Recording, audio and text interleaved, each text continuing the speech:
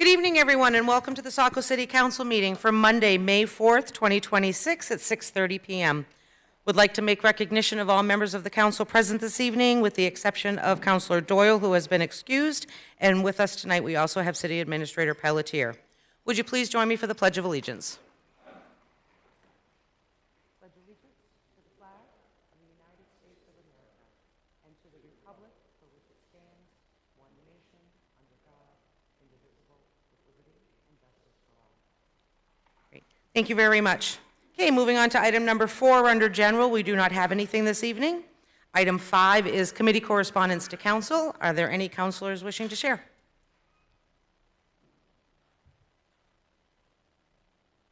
Okay, not seeing anyone seeking recognition. Moving on to item 6, that is public comment. I do have 2 members already pre-signed up. After that, I will call members of the audience. First up, we do have Kathleen DeZazio. Please step forward, state your name and address for the record, and you will have 3 minutes to address council. Good evening, ladies and gentlemen. My name is Kathleen DeZazio, and my address is 15 Plymouth Drive.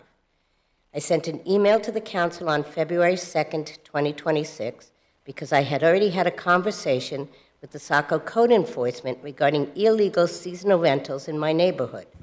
Code Enforcement told me first that the council had not given them any direction as to how to handle these. And then when I called back after locating Chapter 173 of the Saco City Code, the story became that Code Enforcement believed it was not legal because it was written in 1999 and not updated since 2000. Since these conversations, I have met first with the mayor and separately with the city administrator and the deputy city administrator regarding this issue. The last communication I had from Mr. Pelletier was on March 9th when he wrote, "We are just waiting on the legal opinion." While the code was written more than 25 years ago, Saco paid significant monies to an independent agency not too long ago to review all of our codes and update as needed. The fact that this code still stands says to me it is still relevant. If Mr. Pelletier heard differently, I was not informed.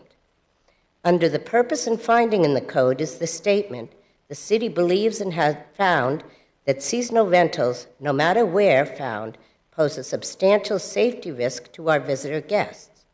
It further states, such overburdening of properties places lives in jeopardy and affects surrounding residents adversely. Second, the code also outlines where these properties can be located geographically under 173-2A applicability, stating first that this applies to all properties. It identifies only single-family, two-family, and multifamily dwelling units within the area east of Seaside Avenue and Camp Ellis Avenue, and areas within 400 feet to the west of the center line of these streets may be rented or leased as a seasonal dwelling. And this is the first time they discuss fines, and they are described as no less than $100 per day, nor more than $1,000 per day for each violation. That's 173-2C. Now comes to the crux of the matter, and what under 173-4B is complaints. Any individual or city official can file and/or initiate a complaint against a license holder. All complaints shall be promptly forwarded to the property owner at their address of record, and any response from said owner or their agent shall be kept and maintained by the code enforcement officer for further consideration along with underlying complaint when and if the owner seeks to renew their license. It is well written, clear, and concise, and should be enforced by our code enforcement. The final argument I received from code enforcement was that they lacked the manpower to enforce this document, after first saying that it did not exist. Neither argument is acceptable to those of us who are facing having our neighborhoods ruined by vacationers. We have a nice, quiet residential neighborhood, and I want to keep it that way. My second argument for enforcing the code is that every housing unit turned into seasonal short-term rentals removes this property from year-round use by families. It has, I am sure, lost some rental units and has also increased pricing of properties by changing them from housing to business. Kathleen, I'm sorry to interrupt, but you are almost 40 seconds over. Oh, I'm sorry. That's okay. Thank you. Okay. Next on the list, we do have Phil Hatch.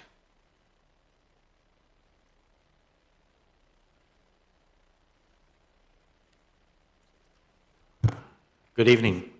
My name is Phil Hatch. I reside at 19 Evergreen Drive here in Saco. I'm going to read into the record the text of an email I sent to all of you today so it can be in the record appropriately. As you review the proposed fiscal year end 2027 budget this evening, I probably don't need to remind you of the financial struggles many in our community face. It seems that every aspect of normal life is experiencing significant cost increases, placing a heavy financial burden and additional emotional stress on Saco taxpayers. While maintaining a steady municipal mill rate may seem admirable, any reduction would be welcome news. Even a small token decrease could send a strong message of understanding, concern, and support from the City Council. So I encourage you to reflect on that concern tonight. As you discuss Agenda Item 12A this evening, I would like to share some specific comments for your consideration. Although supported entities may seem to have little impact on the mill rate, I believe that your policies and actions in this area of the budget send an important message to Saco's taxpayers. Last year at this time, the City Council participated in a robust discussion about the role of taxpayers in funding 501c3 entities. The debate centered on the policy point of whether the municipal budget should include foundation-like charitable giving. Several city councilors at the time, including myself, expressed a clear policy position that the municipal budget should not include a charitable giving component to entities that do not provide a very direct and material benefit to the citizens of Saco. I suggested separating the supported entities into two categories: quasi-municipal, or those with a direct and material benefit, and social service, those with a general social service benefit. The latter group is usually funded through public solicitation of tax-deductible donations from charitable foundations, individuals, and businesses. There's no doubt that they offer valuable social service programs and are worthy of funding through that process. My wife and I support many of them through both financial donations and volunteer hours. However, the decision to support these organizations is ours alone. I believe the City Council should not decide which area 501c3 organizations are deserving of my tax dollars and which are not. A recent Google search shows that according to Tax Exempt World, there are 194 tax-exempt organizations in Saco. I don't think the City Council should act as judge and jury over which groups are worthy of my tax dollars. In fairness, if you choose to support one, you should choose to support all, and that is not physically responsible. I have provided an updated report I created last year for City Council budget consideration. The report aims to identify what I consider quasi-municipal entities that warrant ongoing municipal funding. However, I also believe that starting with the 2028 budget year, each of those organizations should submit a long-term independent fundraising plan that demonstrates the effort to gradually phase out, at least partially, of municipal budget funding over the next 5 years. Some of these entities could be directed to strengthen their connection with the city's General Assistance Department, where this budget envisions a $109,000 increase or a 61.2% increase. An engagement with GA could add an extra level of fiscal discipline to the disbursement process, and in some cases, payments may be eligible for state reimbursement. I know you're watching that time with me. Yeah, I've run out of time. Thank you. I have 2 paragraphs remaining, and I did send them to you in writing, and I'll make sure that they get submitted for record. Thank you. Thank you. Okay, that completes who we have signed up on the list. If there are any other members of the public wishing to speak, please step forward, state your name and address for the record, and you will have 3 minutes to address the council.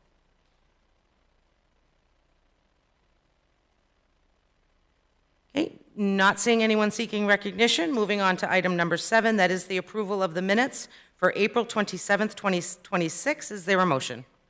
So moved. Motion made by Councilor Edwards. Is there a second? Second. Second by Councilor Parks. Any discussion or comment on the minutes?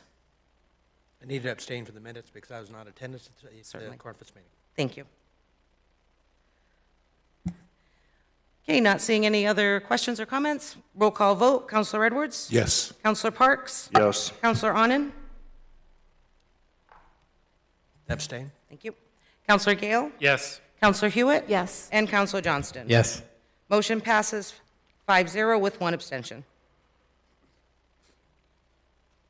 Okay, moving on to item number 9, that is action items. I'm sorry, moving on to number 8, that is consent items. And we do have one item under consent, and that is the declaration of vacancy on the planning board. Is there a motion to approve the consent items? Counselor Johnston. Madam Mayor, could we make this action item A?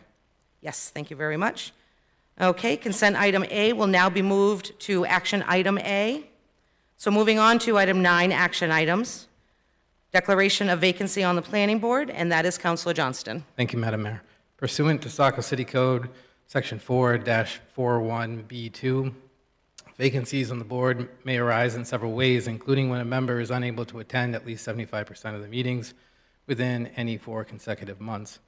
Carrie Lynn Lane was appointed to the Planning Board on April 22nd, 2024 for a 3-year term ending April 22nd, 2027. In November of 2025, Carrie Lynn was granted a temporary absence to address personal matters. When Mayor McVale reached out in February of 2026, Carrie Lynn shared that she felt ready to resume participation.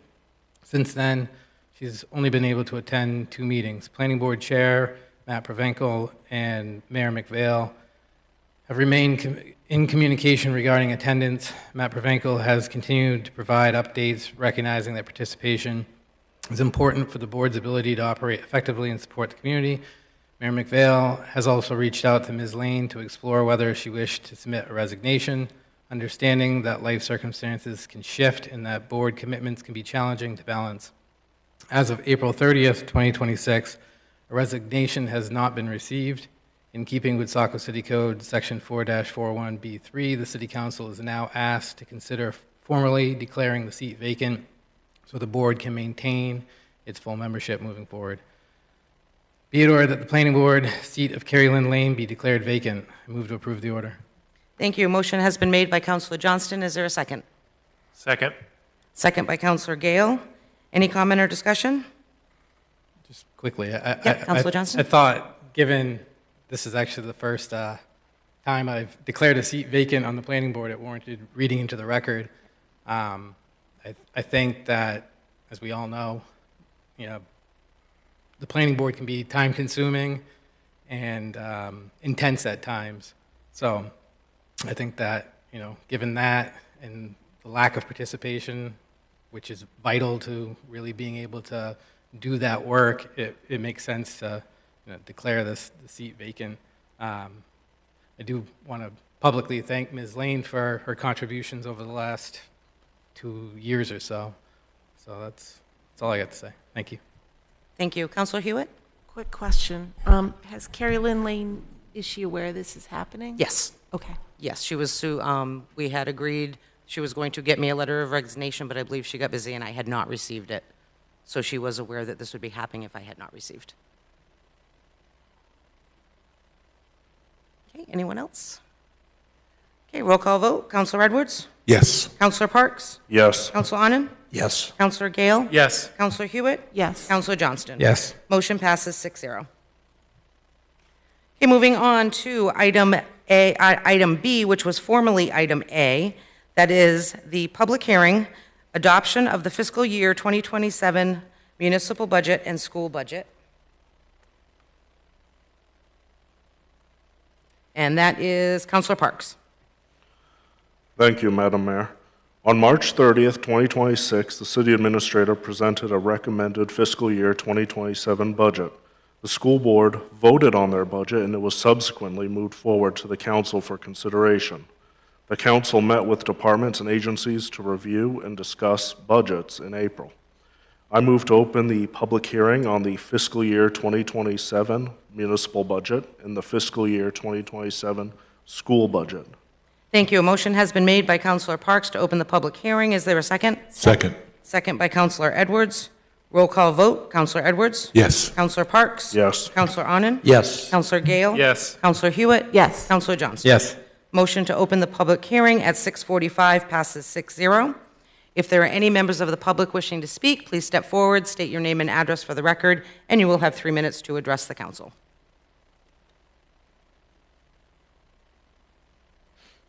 Okay, and we are not seeing anyone seeking recognition. Councilor Parks? I move to close the public hearing and be it ordered that the City Council set the vote on the fiscal year 2027 municipal budget and the fiscal year 2027 school budget for May 11, 2026. Thank you. A motion has been made by Councilor Parks. Is there a second? Second. Second by Councilor Edwards. Any comments or questions from the council? Okay, roll call vote. Councilor Edwards? Yes. Councilor Parks? Yes. Councilor Onen? Yes. Councilor Gale? Yes. Councilor Hewitt? Yes. Councilor Johnston? Yes. Motion to close the public hearing at 6:46 passes 6-0. Okay, moving on to what was formerly item B, now item C, that is the public hearing, and this is the adoption of the fiscal year 2027 through 2031 capital program, and that is Councilor Johnston. Thank you, Madam Mayor. On March 30th, 2026, the city administrator presented the FY 2027 budget, which included, as Section 7 of the overall budget, the 5-year capital program.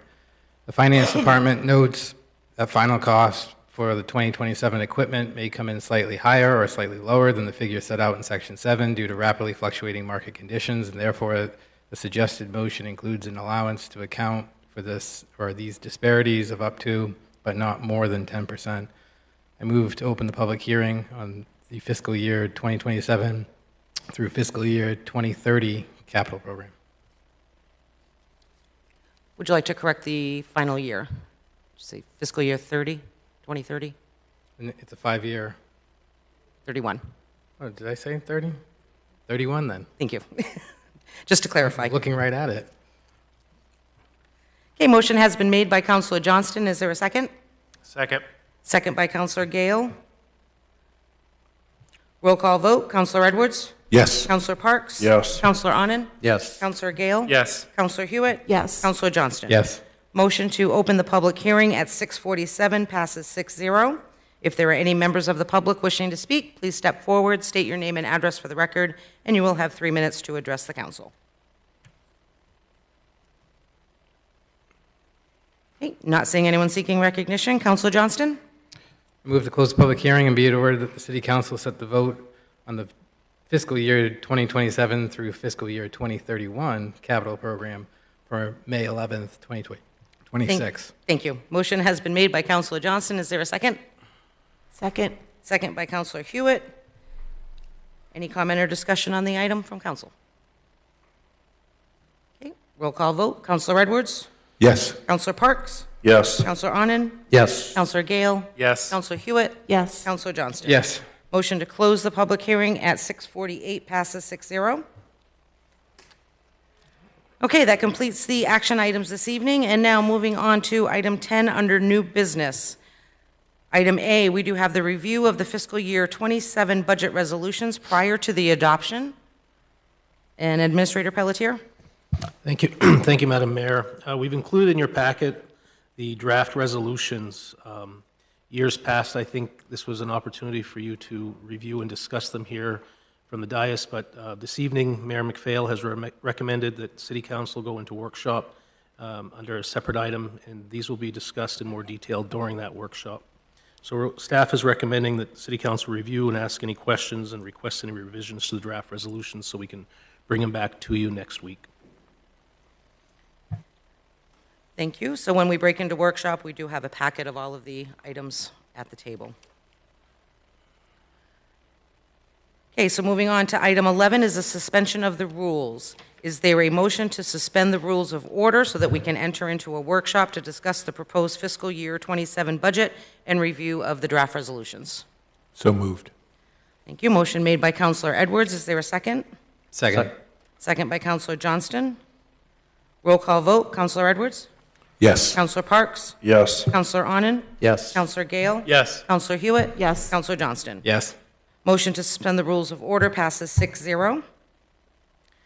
And moving on to item 12, we will take a 10 to 15-minute recess for some adjustments to the auditorium, and then we will sit down on the floor for the workshop. Thank you.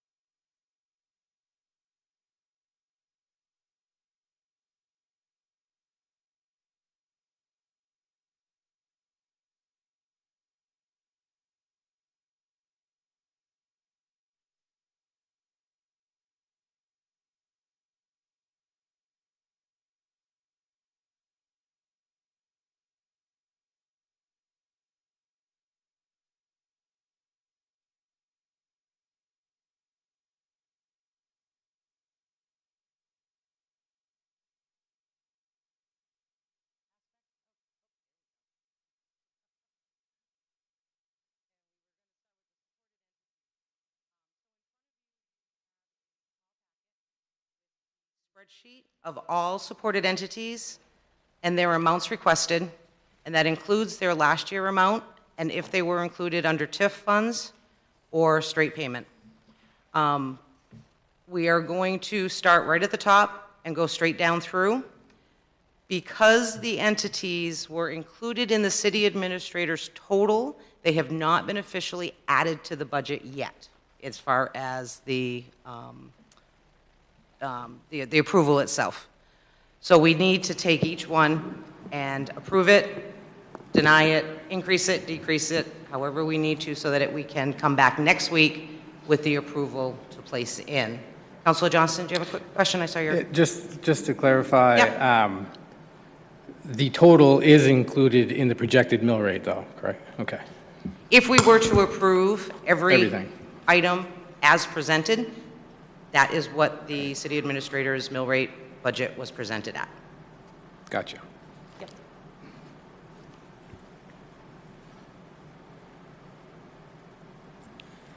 Also, that budget that was presented on March 30th was the original requested.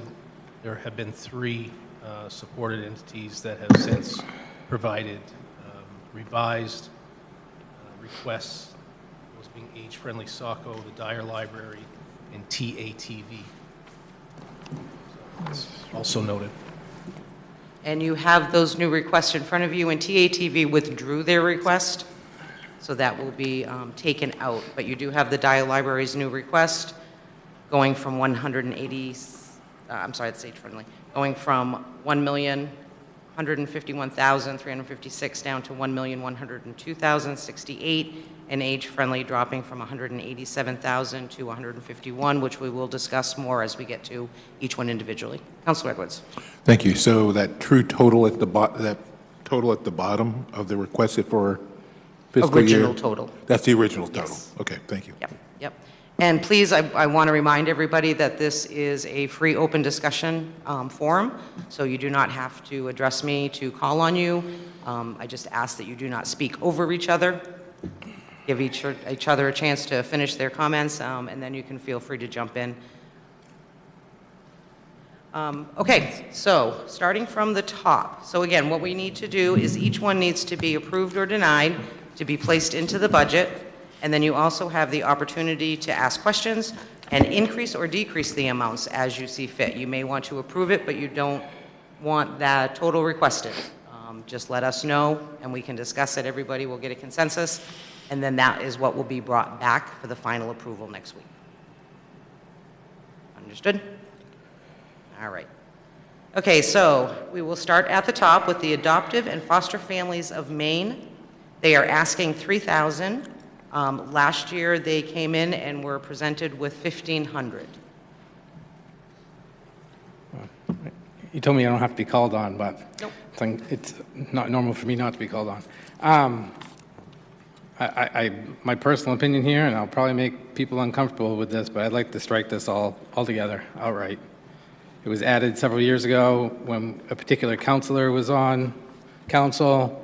That was a thing they personally supported. I don't see, it seems to give very insignificant value to the city of Saco. Thank you. Anyone else want to weigh in on that? Yeah, I think that I agree. I mean, I think as we discuss this, generally, that's the challenge and the risk, I think, is not having the background, but hearing that, oh, this was an individual counselor's favored nonprofit, I think causes a lot of, currently is causing an issue and will in the future as new counselors come on. And so anyway, I agree with Councilor Johnston's. Yeah, like I said, I will clarify, I think they provide a needed benefit, but when you look at what they're doing per capita to the city of Saco, this is one of those entities that have consistently been thrown into this budget the last 20 years that I don't see having the same level of value that other entities have. And as we continually watch this track upwards year after year, we've got to make hard decisions. And like I said, it might make people uncomfortable, but this is one I want to strike altogether. think too, just all of these organizations are doing great work. I don't think that's up for debate. But Yeah. just municipal money. Anyone else? I could support it. It will be difficult, but currently we're seeing the effects of what's going on outside of these walls, and I come in realizing some hard choices will need to be made. I'm comfortably uncomfortable agreeing with Councilor Johnston.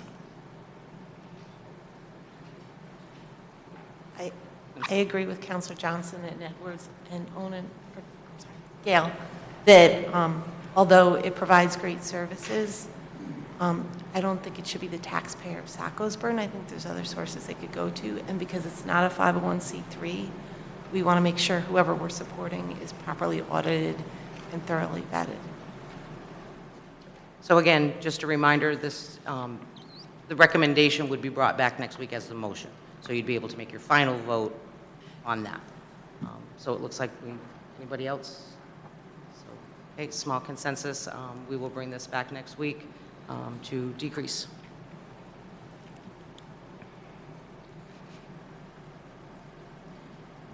Okay, the next one on the list is age-friendly Saco. And again, we did provide you with their updated request.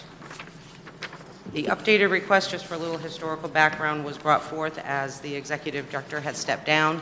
They have changed the structure a little bit, so they will be hiring a business manager format, coming in at a reduced salary. And that is what attributed to the decrease.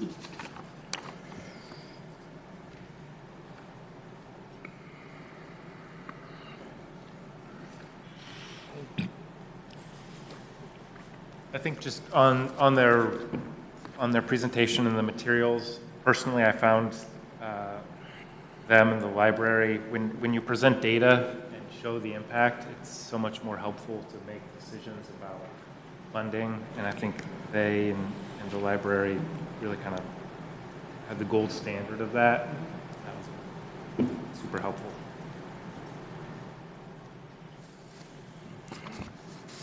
Everyone okay with the amount presented? I support the amount presented because they do benefit a lot of our citizens, and they support some of the city services. They work, hand in hand with Parks and Recreation, and there's a lot of collaboration that happens to benefit our older members of society that do pay a lot of taxes here.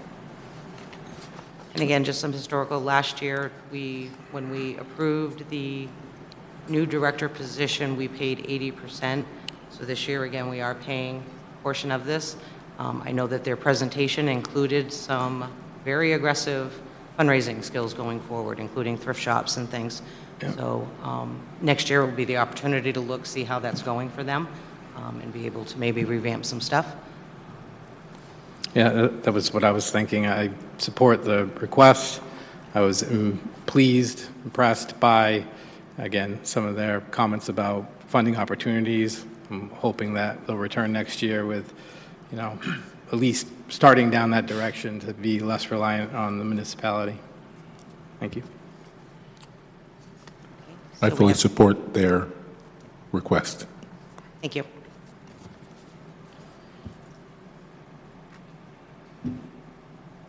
Okay, moving on to the next one, the American Red Cross of Maine asking for $500, and that is the same donation as last year's request.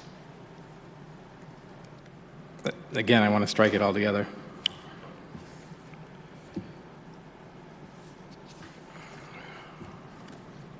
Anyone else? I agree. I concur. I mean, in my time here, they've never once even attended a public hearing to advocate for it.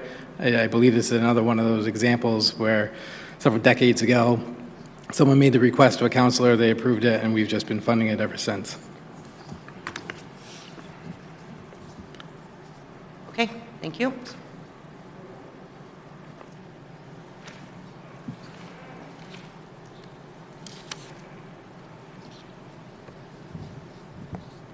Okay, moving on to the ASS Foundation for $25,000, and that is the same request that we provided last year. And this is the ASS Foundation under the school system.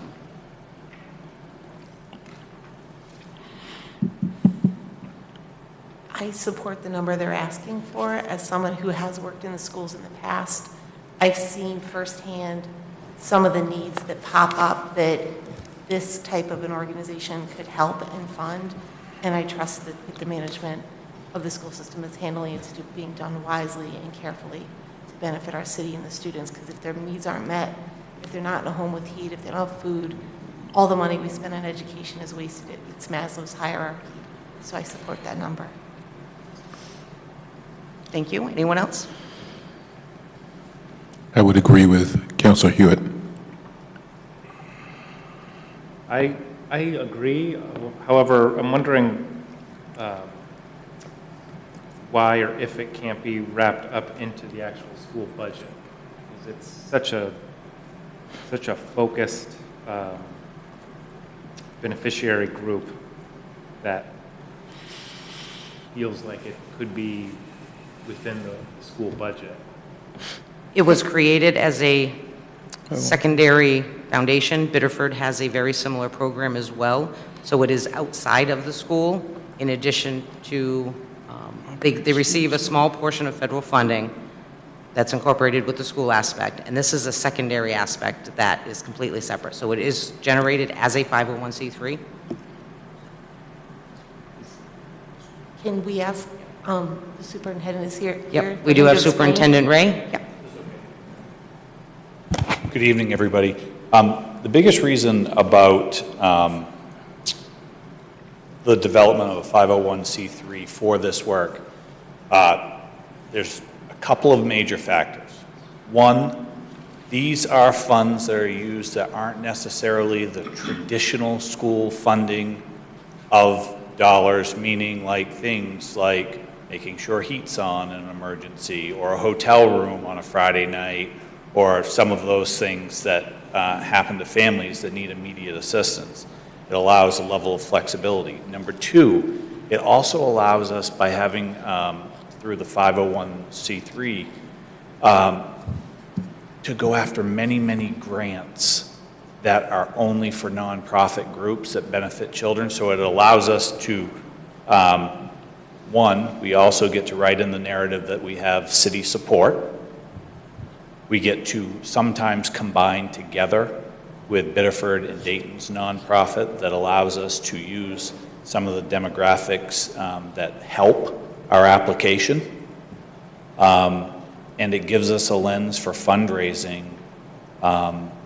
like we have a mini golf tournament in the summertime, or some of our donation things that way. And it's just, we found it to be a valuable tool to help us generate additional funds than coming straight through the school department.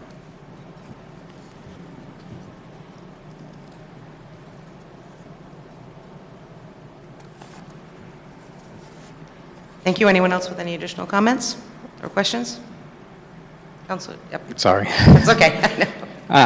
No, much like Councilor Gale, I kind of had the same feeling last year or the year prior, whenever we first funded this. I think it was on the minority last year, voting against funding it. But I will say that I think that well, it's not that I think, I've seen it. There is a benefit to it. But I will say, going forward, this is one of those that seems to be not exactly the same, but there is some repetitive overlap here. And I'd like to kind of look towards freezing this at that contribution going forward. They didn't ask for more this year. And hopefully we'll have more contribution from members of our community and not just the taxpayer. Thank you. Okay. So we would like to keep this one as requested.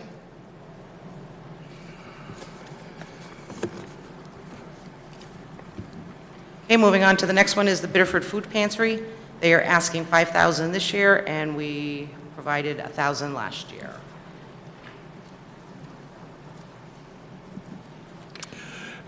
When we had the discussion about general assistance, knowing that they're over budget due to the increased need, it seems reasonable to me, as it's directly affecting Saco residents in need, to go with that budget number. Madam Mayor, Yes. I don't have a problem with giving to the Biddeford Food Pantry. I just have a problem with the number at 5,000. Or That's an better. awful lot. Yeah, I was thinking the same thing. I'm comfortable with the 1,000 that we gave last year. For it to, the very next year, jump to 5,000 when we don't really have a clear indication of how many Saco residents actually go to the Biddeford Food Pantry. And then again, we're supporting our own food pantry. Like I said, I'm comfortable with 1,000, but not the added request. And that was what, last year, again, for historical knowledge for our new counselors, we decreased the Biddeford Food Pantry and increased our Saco Food Pantry last year. We wanted to make sure that our local community was taken care of. So we did reduce them to 1,000 from their original request, and we increased Saco's. So should we increase the Saco, what we're giving to the Saco Food Pantry? Would anybody be amenable to that suggestion? And again, the main difference is they came to us 3 years ago, I think was the first time, because they are an open food pantry for residents of all communities. They do not limit just to the Biddeford residents. So they have kind of given us a calculation of what they anticipate Saco residents coming and using the facility. And that is why they come to us now and ask us for some donation to help offset Saco resident cost. Saco is a closed pantry, except for 1 day a week they do allow open to non-residents. But the rest of the time, Saco is for Saco residents only. Do you feel there's residents of Saco that go to the Biddeford one because it's geographically easier for them? Is that what I'm sorry? That it's geographically easier for them to get to it? There is some, I believe, that because of the location of the Saco, more of your downtown area, or find it easier to go to Biddeford. Yep. Still a walk, though. Yep. I mean, if you were to walk that distance, it's probably roughly the same as going, maybe a little further, the one in Saco, but, yeah, like I said, I don't have any clear indication as to how many Saco people actually utilize it. I'm sure there are some, particularly right in my own neighborhood, but it's kind of something we've never funded, and then they asked to give some contribution. It'd be different if they came and said, we provided 1,000 families. Right here, as Madam Mayor indicated, it's open. Anybody can go. On any day, you just show up, they've got the foods bagged. You could be from Westbrook and go there. So, whereas ours is a little bit more restrictive. I think that's where I'm having a hard time with even $1,000. Well, I don't think that one of the things that's never really brought up in these budget discussions is that $1,000 last year is not the same as $1,000 this year. Right. So I could go along with keeping the $1,000, knowing that, like, if we use that example of 1,000 people, that's really $50 each if we kept with the 5,000. So they do get donations, but it's getting tougher all around. I feel very strongly that I don't think we should strike it. At worst, we should maybe keep that number. It'll technically be less, even though it's still 1,000. I hear that. In their application, they have stated that 16% of their total clients were from Saco, which contributed to 1,226. Yeah, I feel like there are a lot of nonprofits who are going to be able to ask us next year for funding, throw out, rightfully so, how many Saco citizens they've served. And if we give this group 1,000, then why not give another group that is equally beneficial? Well, the challenge in this conversation is we have a resource that is city-funded that they can take advantage of. Right. If they don't take advantage of the funds that we supply through the city name, then it's really hard pressed for me to think, do I have to worry about Westbrook in case somebody from who lives in Gorham or who lives out in the county because Westbrook's closer. They go to Westbrook. Now Westbrook calls us up and says, hey, I had 10 people from Saco show up at my food bank. I think looking at our constituent Hatch's note, I had actually run some numbers similarly, and the thoughts were the same for me, is that we have to draw a boundary around this someplace. Right? This is the only discretionary pool of money that we have. All right. Right? It's the only pool of money where we don't have experts who've told us what they need. These are simply people asking for.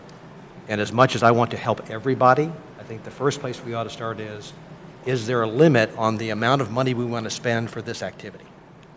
Is there a number that we think is reasonable, and then we allocate based on that number? We don't let people indiscriminately ask for money, and then we just total up the total at the end. I think that 3 years ago we were doing $1 million. Hey, Right? I can go back a decade. In 2025 we were doing $1 million, and now we're doing 1.5. Again, My only observation in all of this is we need to start looking at every $1,000 increment and saying, is this something that the city directly benefits from? Not that somebody has said, hey, I had somebody show up on my door, and they lived on North Street, so I'm going to ask you for money. We've got to start drawing that line. And I think what we found is we found charity creep in what we're doing. We're not a foundation is the problem. We represent your money. And if we have residents who want to do things to help any of these organizations, this list is here. They can go and help and volunteer their money, but that's not my place to spend their money. And I think we have to start figuring out where that line is. Yeah, I think that's why we're doing this. Because again, just context, I can go back 13 years ago, and we supported 10 plus about 5 if that I call quasi-governmental, like the Dyer, BSOB. It's just consistently grown year after year, and as Councilor Edwards said, 1,000 doesn't go as far. Of course, but that's the problem. That's why each year they're coming back asking for more, and we're watching our municipal budget grow year after year after year. Had you told me 10 years ago I'd be sitting here staring at an $80+ million budget, I would have said, you're full of you-know-what. But that's the reality. I mean, and then to have nobody show up tonight and even participate, a little disappointed there, because there's a significant amount of dollars you tasked the 7 of us to actually handle. So, like I said, I mean, I'd be willing to strike it all together too, but I was trying to be somewhat fair that since last year's council gave the 1,000, we'd stay there, but if there's consensus for that, I think we can move on. Wait. I just want to say, because when people say, it's not benefiting the city of Saco, we could take in, each individually give $20 to a panhandler and they'll get food. But if we give it to a food pantry, it's exponential the way they can spend it. They can do so much more with that money. And if people start going hungry, even if they're in Biddeford versus Saco, it's going to start impacting the safety and other things in our city and put other expenses like police costs and other costs higher. So we have a wonderful city we live in, and we want to keep it as much the way it is, I would think, and that's what I'm hearing from my constituents. So I just want to make sure we don't discard too much social causes and throw the balance off. And the other thing is that these food pantries are not like supermarkets where they're open all day. They have a short window of time, and it's very difficult for some to try to work or gain some income and access them. And that partly is a reason why sometimes you will see Saco residents going to Biddeford, because some of their times that they're open are different.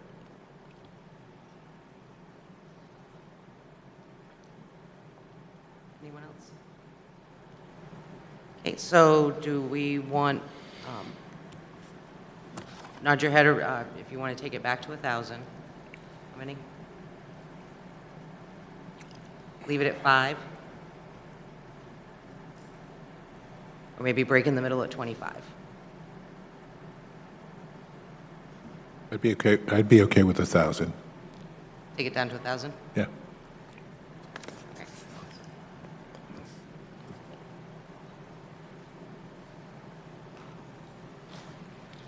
Okay, next on the list is Caring Unlimited.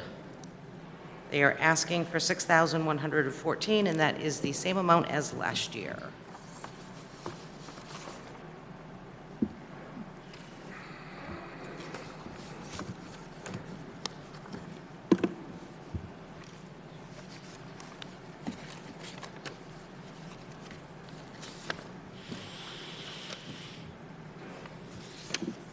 You guys want me to be the bad guy? I mean, yeah, I guess, like, I mean, this is something that's like near and dear to my heart, but at this, you know, at the same time, it just falls into me as like there are a lot of great organizations doing a lot of great things, and it'd be great to support all of them, but I just am philosophically still like trying to draw the line of what is it that the beneficiary, the taxpayers of Saco directly benefit from, and obviously they benefit from the work that Caring Unlimited does, but there are other ways for Caring Unlimited to raise those funds as well. So to just try to be as consistent as possible. I mean, I don't think we should fund these, even this one, even though what they're doing is incredible work. Yeah, I would That's all I agree. can say. I think that there's no question they do good things, but I also believe that they're going to continue to exist without this contribution as they did prior to this municipality starting to contribute here. It just has become an annual ask because it was given to them once. Again, we have how many? 190 some odd nonprofits that originate here in the city of Saco. That's what you're facing if you continue to go down this path of saying yes to everything. And in their application, they did state that they did 59 people receive direct services, and they also helped to treat 556 students. In what way?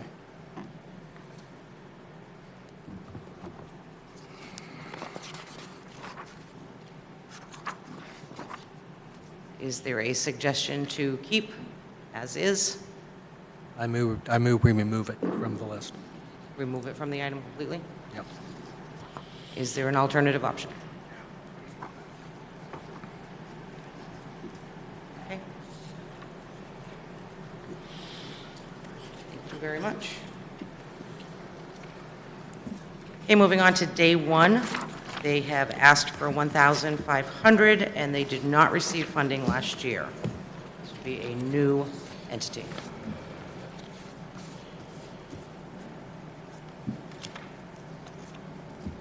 I believe someone did speak. They took the opportunity to speak for day one during public comment. Am I incorrect? Last week?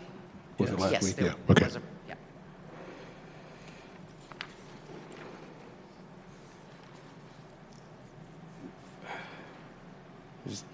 Again, I don't know how we can continue to support, every year. This is a new request. We didn't support it last year. Here we are at the same time potentially cutting ones we did surpass or did support the last however many years. So to me, just out of fairness, we shouldn't be adding one. And last year, we did make one of our choices was not to accept any new entities. We only worked with what we had already had given previous support to. And I think we have 3 new entities this year.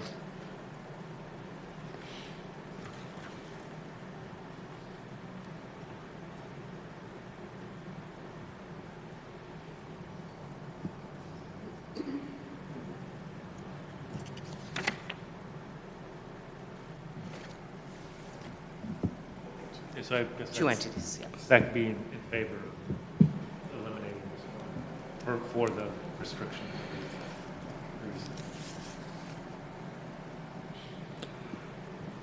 There's a part of me that worries. I mean, we see that there was 19, I don't know if they were different people or the same, but there were 19 in 2025, 20 so far 20 and this year. 26. And I'm not sure what would happen for those people if we don't fund it. Do they reject Saco residents? I don't know. I understand the need for being conservative on the budget. I worry about those 39 people. So hopefully they can find help someplace else. Yeah, Would anyone be, I understand the striking through well, I guess if you reduce the amount, that's still on there. So at a principle, maybe it would not be satisfactory to the group. It looks like Kennebunkport and Shapley are, and I believe Falmouth are giving $500 apiece. for That's what I saw meeting, too, yeah. If people were amenable.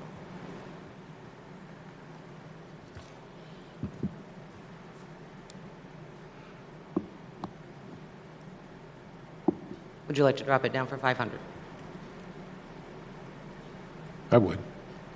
I would agree with that. Any opposition? And again, this is not final vote. Final vote will be for next week. I would still be in opposition to that, just given the, Right. we said no new ones and no new ones. How many in favor of reducing? How many in favor of dropping? Yep, be removed.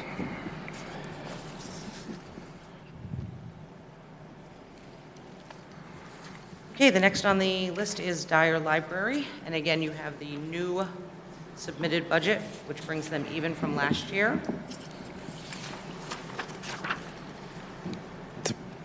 It's flat, right? Yes.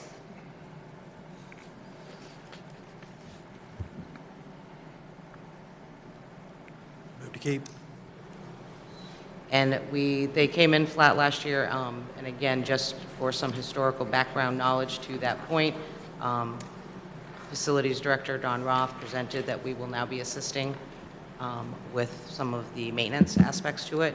We also provide plowing, some lawn care, maintenance aspects on the city side, as well as some of our IT services now. So there are additional in-kind, separate from the budget, that we do provide this prize to city point. So oh, sorry, go ahead. Councilman. You can go, unless you want me to go. I was just going to say that I think it's reasonable to ask a flat number this year. We had a 27% increase last year, or thereabouts. That was the first time it's surpassed the $1 million mark. That was a substantial amount. That didn't include the $175 that we gave out of the capital improvement fund, which again, I still maintain that's not in the intent, or it's in conflict with the intent of our actual policy, but council did approve that. Additionally, as the mayor said, we gave IT contributions. I don't have a dollar figure there, but I've been made aware that, there was some level of substantial contribution there. Again, just for context, my first year on council, this budget was $473,000. It's now north of $1 million. There's no question that they provide a benefit to Saco residents. I can go back, again, for context, to 2017, where at the time they came to council and asked council to support, as I understood it at that time, I may be wrong, but what I understood, and other councilors I've spoken to understood it to be a one-time contribution to bring up their wages and benefits lines to be more competitive with hiring. That has continued on. It's the biggest driver in this budget year after year is now that we've mirrored city employees, which they're not city employees. This is a private entity, nonprofit, not the city. It's not a city building. Here we are during this budget process being told that our facilities department is now going to participate over there, yet council has not approved that, has not been even asked whether or not we want to do that. So again, I think that it's just reasonable to come in flat this year as it was last year, and I think there needs to be a major push towards funding efforts. I've heard it year after year, going back over a decade, from various directors saying that we're going to, beef up the outside funding year after year. It's a municipality that funds this institution at about 80%.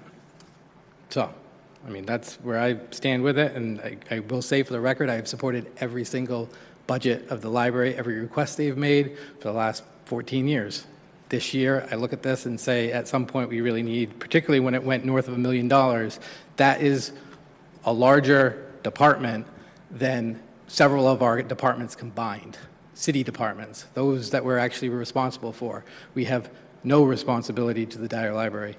We don't hire, we don't fire, we don't have any say over how their budget operates. So for me, this is the big one. Like I said, this year in particular, I think it should remain flat. In defense of the library, the budget they're presenting here would not even cover the COLA expenses that have increased for them. So they're willing to fundraise and to do things for that with this new reduced number. So we're not even covering completely all the salaries and the things for them. There were increases they occurred. And like you're saying, $1 million now isn't what $1 million was 14 years ago. And I understand that, but going back to my point about COLA, the city was never responsible for that. It started in 2017, where now every year it just got baked into the budget that the city, the taxpayers, were going to support the COLA increases and the wage increases that the Dyer mirrors to the municipality's wages. Those are collectively bargained. We have a process for that. To me, it's not fair, to be quite frank, to city employees, but again, that's just my position on it. The council can do what they want with it. I support the number as it stands. The 160. And to the point of the services that the city has been over time providing to and starting to provide more services, we do need to do a better job of cleaning that up.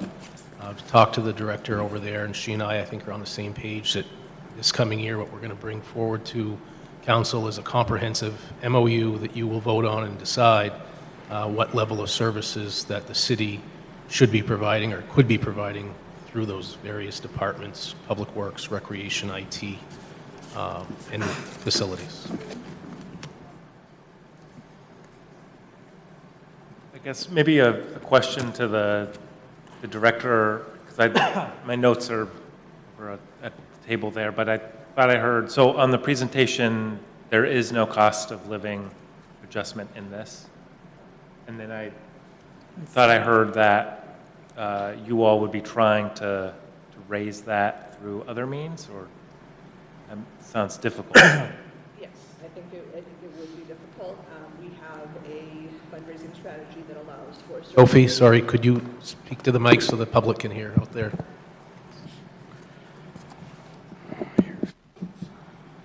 So the budget that originally was submitted was about $53,000 over what the revised number was to get it to a flat rate. In order to get it to the flat number, we took out two different things. One was about $30,000, which was the cost of living adjustment for the 20 employees that we have, and the other was $20,000 for furnishing the youth services space. It's easy to advocate for children's furniture, right? You know, that's something that a donor can get behind, that we can seek grants for. It's a lot harder to ask for money to keep your staff at pace. You know, we are not looking for the same COLA adjustment. I don't know what the city uses for their COLA. It's not something that we follow. I peg it entirely on whatever the sort of, Social Security, index is for that. So I think it's 2.8% for next year, which again is just trying to keep my wages competitive for my employees. We're not, the structure is not mirrored exactly on the city. It's based on studies done by the Maine Library Association. It's based on other nonprofits. It's based on a whole number of different things. And I'm happy to have that conversation in more depth with anyone. But I think what's notable is that we are, as I mentioned in my presentation, over the past 2 years, we've gone from 10,000 people a month to 14,000 people a month coming through our doors. There is an impact that that's having, and it's we're trying to, so the reason that the salary line didn't shift as much is because we've shifted to add a couple of other positions, which are sort of impossible to pull out at this point because they're in demand every single day. Rather than cutting a position or two, the cost of living was the place that we were able to make that modification. I guess I appreciate the history on it, but it feels to me like the library is such a critical piece, not only for everybody in Saco, and I think, C.K. Burns is a huge beneficiary of the library. Kids go there, it's really an anchor place, and having maybe a little more experience on the children's library side, I think the staff that they have there is incredible, and if we lose staff because they're not getting a cost of living adjustment, which sounds like it's under 3%, to me, seems like it puts the library on the back foot, and gas is at almost $4.50, and we can't give a librarian 3%. To me, seems like that's something that we should rectify with this, but I definitely understand then that it sounds like it just continues to get baked in every year, but if on the facility side, on the capital side, it is easier to fundraise for. Again, that's part of the problem. It's not just the increase. It's that we've continuously have now just gone outside our normal operating funding and now contributed from a capital fund to take care of the buildings. They're not the city's buildings. Like, that's just the reality of it. That's the relationship, but that's also, we have our own assets. We're likely to have more assets when C.K. Burns closes. That's going to drive up costs. We're now going to take our facilities department, which is growing, that just took on the schools, and now give another asset for them to maintain, which is going to require more staff. As I've said numerous times, when I budget, I try to look 5 years out. It's unrealistic, but I attempt to do it. 5 years out, I see a potential new park that's going to have employees, probably at least 2, just to maintain that one park, if that goes through. All the decisions we make today impact future budgets. Yep. Again, I go back through my years here and I've watched decisions we made that are impacting this budget, okay? So I understand what you're saying, and I do think, and again, this isn't me picking on the library. I'm not, I don't want to hear that saying, because that's how the narrative gets formed out there. As I said, I've supported every single library budget that has come forward. My family has donated money to the library. That's where this money needs to be coming from. There's a cap that should come from the municipality, realistically, and then everything else should be coming from contributors of this municipality. If they're servicing so many people, there should be people willing to give that, right? That's how I view this. I hear, as well, Councilor Edwards asked me earlier if people contact me about the budget. This is one, as long as I've been on council, after we approve a budget, I get yelled and screamed about, continuously supporting increased funding to the Dyer.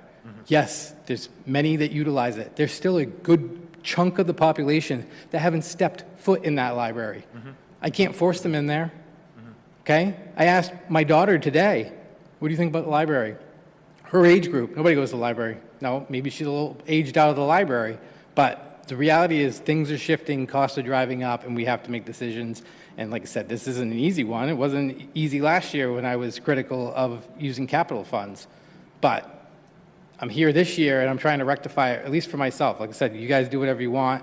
I'm flat on matching what they asked for last year. Okay? Yeah. There's an endowment. There's other means of raising funds that's just not the taxpayer. I suggest going forward, like I said, I was encouraged by hearing Age Friendly that are coming up with all these robust ideas of fundraising. Perhaps you charge fees. Everybody right now gets a free library card. Not everybody uses that library card. So maybe you charge a fee. Maybe it's a $2 fee. I don't know. That's not for me to figure out. But you know what I'm saying? Charge for services. I've been very impressed by what the Dyer has done with some of the programming. It's phenomenal. I think they've done a great job there. I mean, I've been encouraged by it. But everything can't be free. because it's not free. It's on the taxpayers to pay. So again, that's just where I'm at with this. It's been, several years coming, and I'm not going to bite my tongue anymore. So thank you. So would any other counselors agree to increasing the amount by 3% just to cover the cost of wages that they're talking about? I would. No. I'm willing to support the changed amount. I don't know if that's different than your 3%.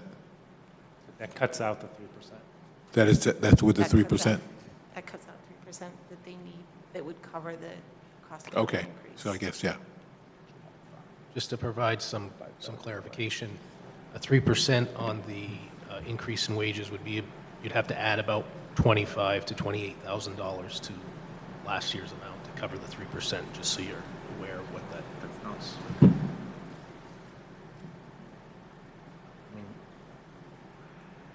I guess just one other point is that if we keep them flat funded now, and I hear Councilor Johnston's point,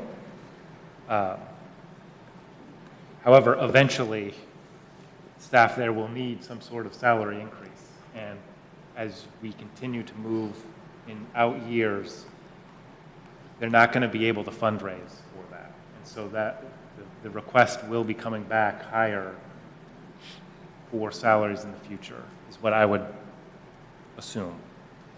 And I think every year we delay is just another year in the out years that dollar amount's going to get bigger, is my worry. And to the point of when we bring back the MOUs, we've increased every year in the funding, but we've also increased the in-kind services that the city's providing as well. So not only are we increasing the funding, but we're also increasing the city expense on that side. So in essence, off-book. Correct. In Essentially, reality, it's we don't have a off-book. true Right, cost correct. right now of what the city expended or will expend in the coming year if facilities takes over. Yeah. So that's the other way I looked at this, is if I Sure. keep it flat and then we figure out what happens, because those are all costs. I don't know what the IT contribution was from last year. From what I hear, it seems to be significant, but I don't know. It's just we've gone down a road here that really didn't have any council oversight the last several years on this. And now we're kind of hearing things that facilities is taking over, that IT participated at the Dyer. Going back, my role is policy. That was never brought to us. Now we're where we're at, and I'm trying to rectify some of the issues. Again, 175 in capital improvement funds. That's an additional cost to the $1 million plus last year. As I understand it, there's additional capital improvement costs that were approved last year that are in future years to be funded that were approved. Now that would have to be approved again through a budget cycle, but my overall point is that there seems to be a lot of contributions from the municipality above and beyond just the request. And I understand your concerns about funding the wages, but again, it's not a city entity. We are responsible for our own employees and whether or not we fund those positions. If they can't fund the positions or the cost of operating the building, it's just like any of these other nonprofits. I look at them and say, are they sustainable? They don't appear to be, if that's the case, without increasing funding. So they need to increase the funding and offset in the areas that they can put that funding, and then maybe I'm more inclined to continue to increase on the city side of, the wage. But again, I don't know what has happened since the current director has been here, but I do know that when Ms. Rounds was here, they were just mirroring the city's COLA increase, whatever we had negotiated in the union contracts. They might not be doing that still, but it's still an increase, and it's still on the taxpayers. It's like 100% coming out of taxpayers. So, I mean, I'm kind of done with the conversation on this, but we can figure out where it goes on budget night, but I've said my piece. I mean, given the threshold of dollars we're now at with our support of the library, including what has not been calculated as in-kind contribution from the city as well, it may be time that we go ahead and accept the flat request, but maybe we need to reestablish what our relationship is with the library and establish things that are a bit more formal and a bit more officious between what we do, how we support them, what they are as an entity, and whether or not we actually fold them into our organization so we have a bit more control over everything that's done at the library. Because we're getting to a big number. Yeah. To your point earlier, it's bigger than 3 of the budgets for 3 of our departments. Yeah. And I am a huge fan of libraries. I've used them from the time I was this big and still use them. But I think when we start weighing a measurable percentage of our $88 million budget, and we are gradually allowing it to morph into our organization by using resources, I think it's time we sit back and look at how we establish some rigor around our relationship with the library so that going forward we know what's happening. And we can weigh in on COLA increases that are necessary. But you know, people make staffing decisions all the time in our organization. If that's where the money goes for the most part, then we need to be a more active part of that conversation. Yeah. I would say I'm good for the flat, but I think we need to look at what we do going forward in our relationship with the library. And again, so what we can do is we will approve this to carry over the flat for next week. As you have the week to consider it, calculate some cost out. Anybody is free to make an amendment. We can go from there. But we will bring it over as flat.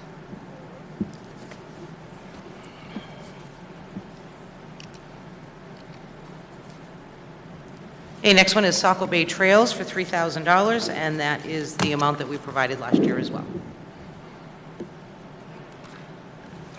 Is this one of those instances where, like, we have to support it because we're part of the organization? I'm fine. I'm comfortable with supporting it. I think they added a direct impact to the recreational side of the city, but I didn't know if it was in their bylaws like BSOB or something. Could you repeat the question? I'm sorry, I couldn't hear over. I was just curious if Saco Bay Trails, if that's something we're like obligated to fund as a member of Saco Bay Trails? I would have to just triple check that. I do have one concern. I enjoy the trails. I think they're wonderful, and I see many people using them in Saco. But they mentioned how often have your books and financials been audited, and they said it was done 10 years ago. Does that concern anyone else? It said their last audit was 10 years ago. On page 234. I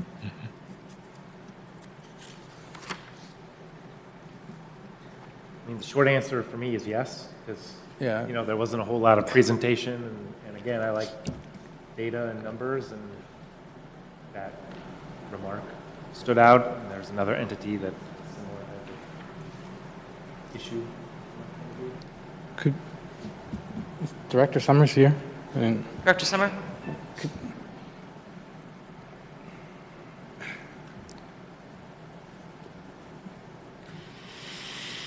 This is, you collaborate with them, correct? Don't they maintain some of the city's trail systems?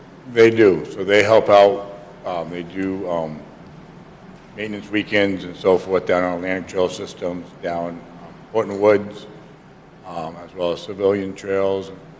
They definitely help out and maintain our trails. They bring in a much larger number than we can bring in those weekends and so forth. Yeah. So my only concern was if we were to just cut them outright, we may have a detrimental effect to the Parks and Rec Department because it's just going to fall on our staff to maintain those trails. So that's why I support them. I mean, it's one of those entities that is quasi-governmental. Yeah. It is. Okay. So we'll carry that one over.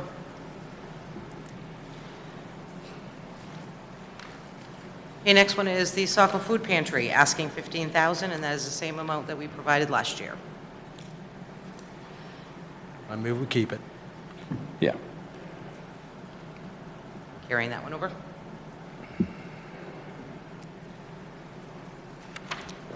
Okay, next is Saco Main Street, $100,000, which has been the same amount for, I believe, at least the past 6 years. and that is actually taken out of TIF funds. I've said it for the last 6 years. I'm comfortable with just the flat 100,000, continuously funding them there. It's when they come in and ask for future funding that they'll probably get a different response from me. But that 100,000 flat funding is, I'm comfortable with. Carry that one over. Yeah, I think just on this one, I think it was similarly with the previous one on the audited. Didn't look, I have somewhere, I think I have, that I think it was this one, that they haven't had an audit. I guess that's maybe because they're not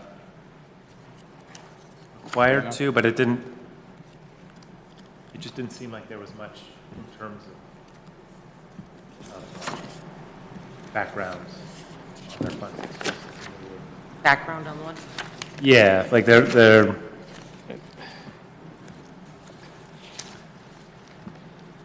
yeah.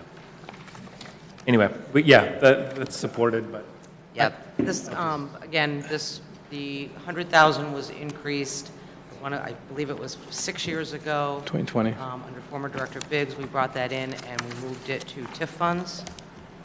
They have not asked for an increase since then.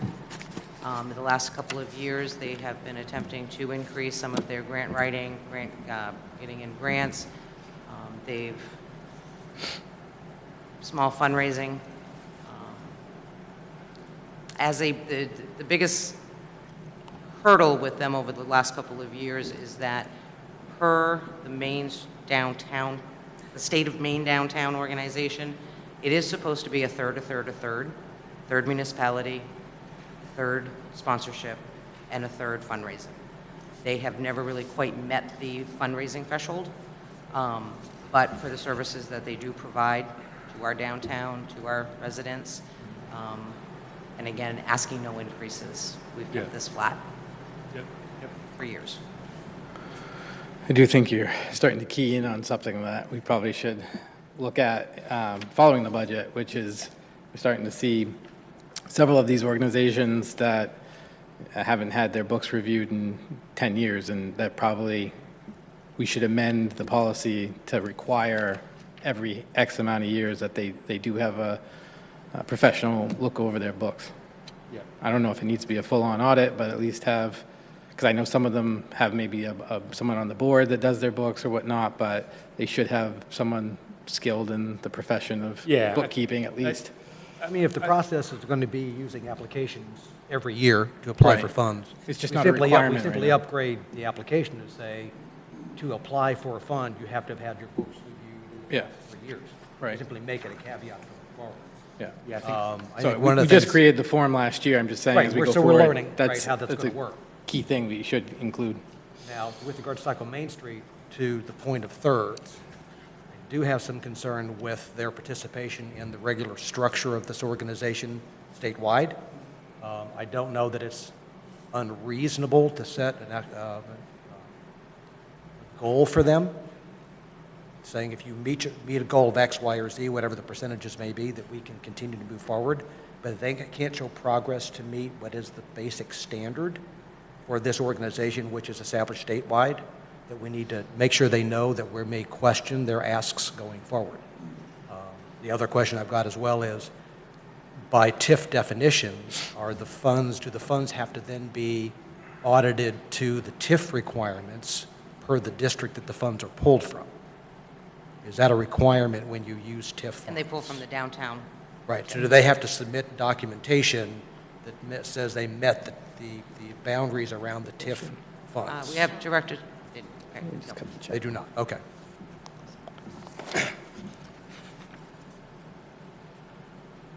so we're okay transferring that one as is.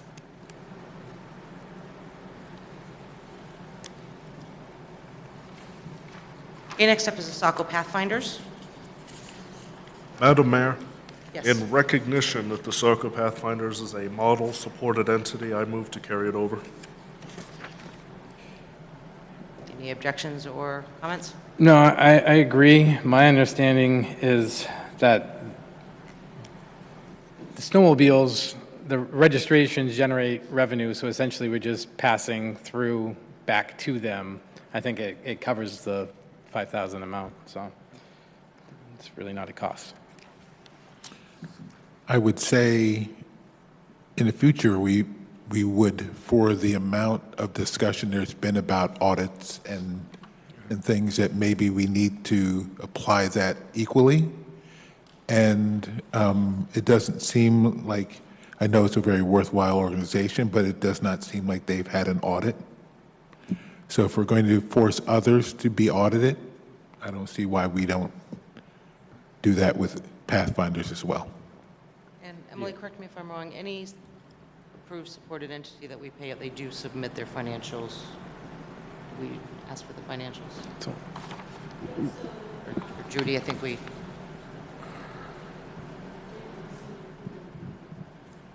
it's not in the book.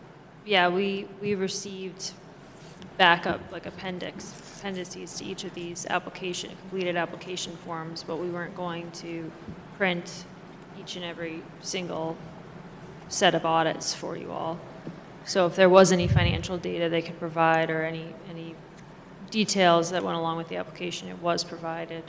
In that But it shared is noted that there was an audit or not an audit Right. within a period of time, right? It says they manage everything in-house at monthly meetings. Right, not Yeah. applicable. Yeah, so.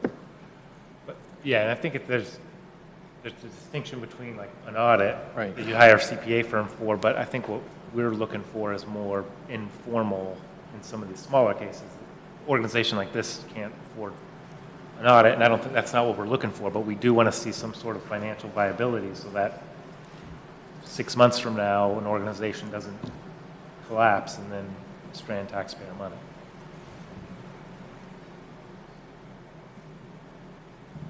okay, so we will carry this one over. Okay, next up is Seeds of Hope. Asking $20,000, which is the same amount that we have done, I believe, the last 3 years. We increased that 3 years ago to the 20,000.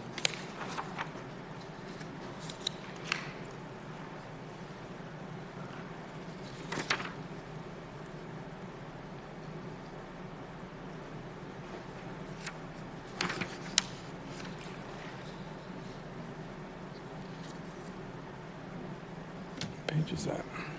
That is 252.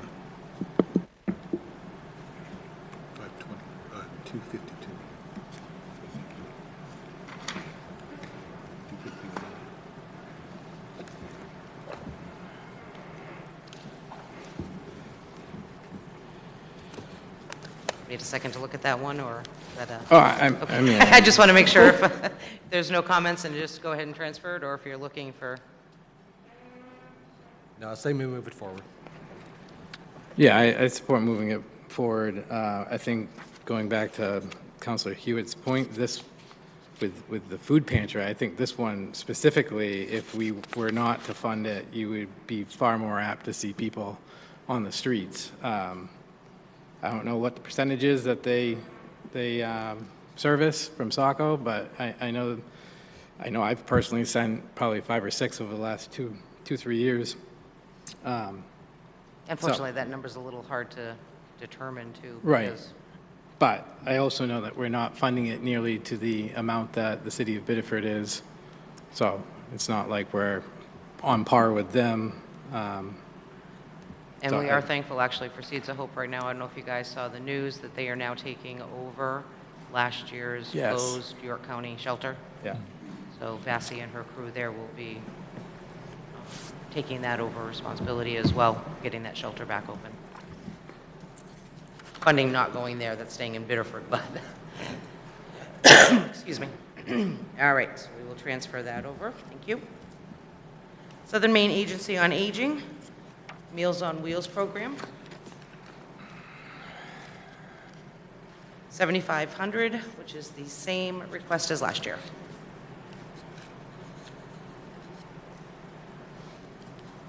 Yes, I would reduce that down to 0.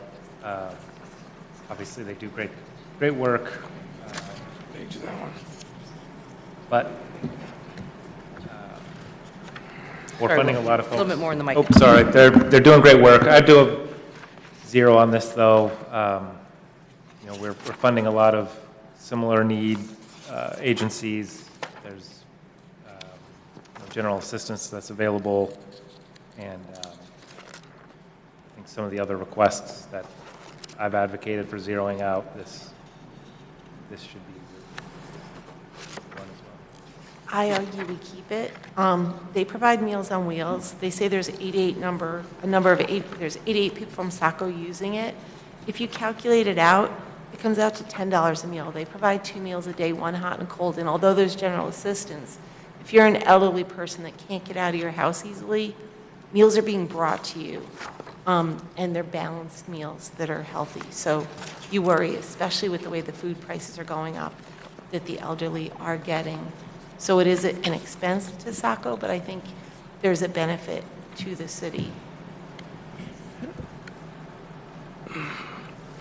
Yeah, I'm challenged with this one because I have gone on those meal rides, and while I certainly saw some clientele that were definitely, wheelchair bound, they couldn't leave their house, there was others that just fit a demographic, and therefore they were receiving meals too. So that was one of the things that I took away from that experience, was it wasn't necessarily every person I saw was very needy, but then I also recognize that there are a percentage that are, but this seems like potentially trending towards a direction that's overlap with age-friendly. Like, this seems like a service that age-friendly probably could likely provide better than this organization that actually isn't just for Saco, it's for, a larger area. I just feel like we're creating overlap. I don't know if age-friendly Today. provides hot meals on a regular basis. I know that they deliver from the food pantry.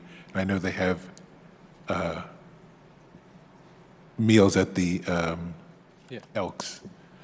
Yeah, I'm just saying, I think, and it could be off base, but I think that may be something they intend to do in future. If they had a kitchen, they would be able to provide more of this level of service.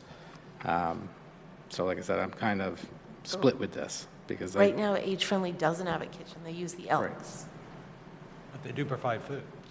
They do, but because of the kindness of the Elks, they allow them to use it once a month to provide a meal. So it's a once a month thing, not every day, 5 days a week for people. Correct. I'm saying I think the ambition is to expand that program if they have a kitchen. Right. And that's a goal of theirs, is to have a kitchen. Currently, hopefully, with their new rental space, we may be able to get that kitchen up and running in the next year and a half. But right now, yeah, they do not have a dedicated commercial kitchen space. I think also just looking at their budget pages here that they provided, 258 and 259 in particular, this is FY25, so it's dated, but York provided 14,500, it looks like, and the city, that was the highest contributor in the region, followed by City of Saco at 7,500. Look, just the number one, the first entity listed is City of Biddeford at 75. I mean, there's a huge range of dollar amounts here. And then also looking at the fundraising, some of these events, rightfully so, are anticipated to have be very successful, which they should be, and they're great. Not to penalize them for doing well, but I don't necessarily see our contribution as critical to the success of their operations in Saco. There's definitely a disparity amongst municipalities what we're paying. Like it's not evenly distributed. No. And I'm assuming that's a typo? Does that say $75 for the city? That's what it says, 75. But it could be a typo. It could be a typo. But even if it is... I'm going to assume it's a typo. assuming it is a typo, Old Orchard is 2,200, you know what I mean? So it's still pretty varied. I would be okay with 1,500 and take an eye and see how age-friendly Saco moves forward with their efforts. It's a transition time, right? We just view it as a transition period, but I'd be okay with $1,500. I could be open to that. It would be good to know, I mean, really, we see this, and I don't know, because it doesn't look like they gave us the number of people in Saco that, It says 88 on page 257. 257? 88. Oh, I see it right there. I got it. 88. Yeah, got it. We don't know if that's weekly or just 88 throughout the year either, because, like I said, when I did the ride-along, and again, it was 5 or 6 years ago, I certainly didn't go to 88 residents.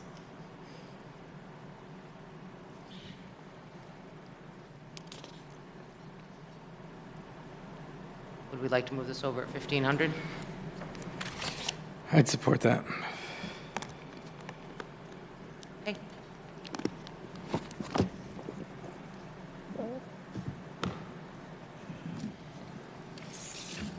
Okay, next we've got the Southern Maine Finance Authority for the Biddeford Saco Area Economic Development Agency at 10,000, same as last year. I believe that's been the consistent amount. I could be wrong, but I believe that that is one of those situations where there's an obligation, because as I recall, it was Biddeford Saco Area Economic Development Agency was started by Saco and Biddeford back in 1980-something. Transfer that one over as is. Oh, I'm sorry, yes, and it is TIF funded. Yeah.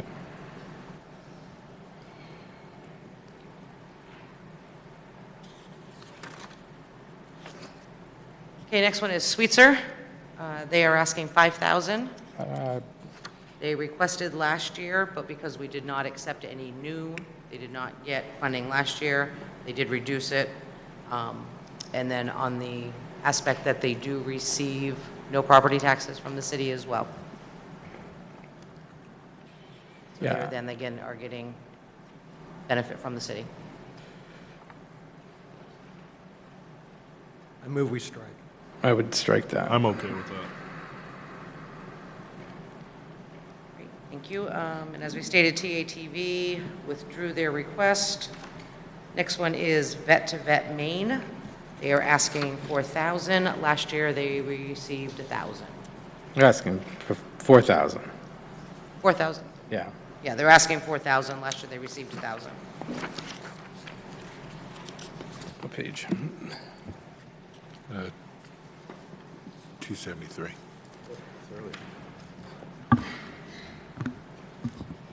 Again, I would vote, or I would recommend zeroing this one out. Got to draw the line. I feel like this is someone that, or a foundation that can fundraise. These Yeah. are veterans. Yeah, well, I'm a Could we- veteran, so. What if we give them just the 1,000 they got last year? Now, again, when I looked at this several days ago, I want to make sure. They did not include the They- number. They do not have a single veteran listed that they support in Saco. So for me, that was a no. If you're not supporting veterans in the municipality, at the very least one, like, to me, this is just asking for the sake of asking. And again, this is one of those that came out of nowhere. It just got funded several years back. Not saying they don't have good mission, but there's also a multitude of other veteran organizations that do largely the same thing. I would probably argue that to be consistent, based on the reasoning for other entities that have been struck through, I'd have a hard time supporting this one.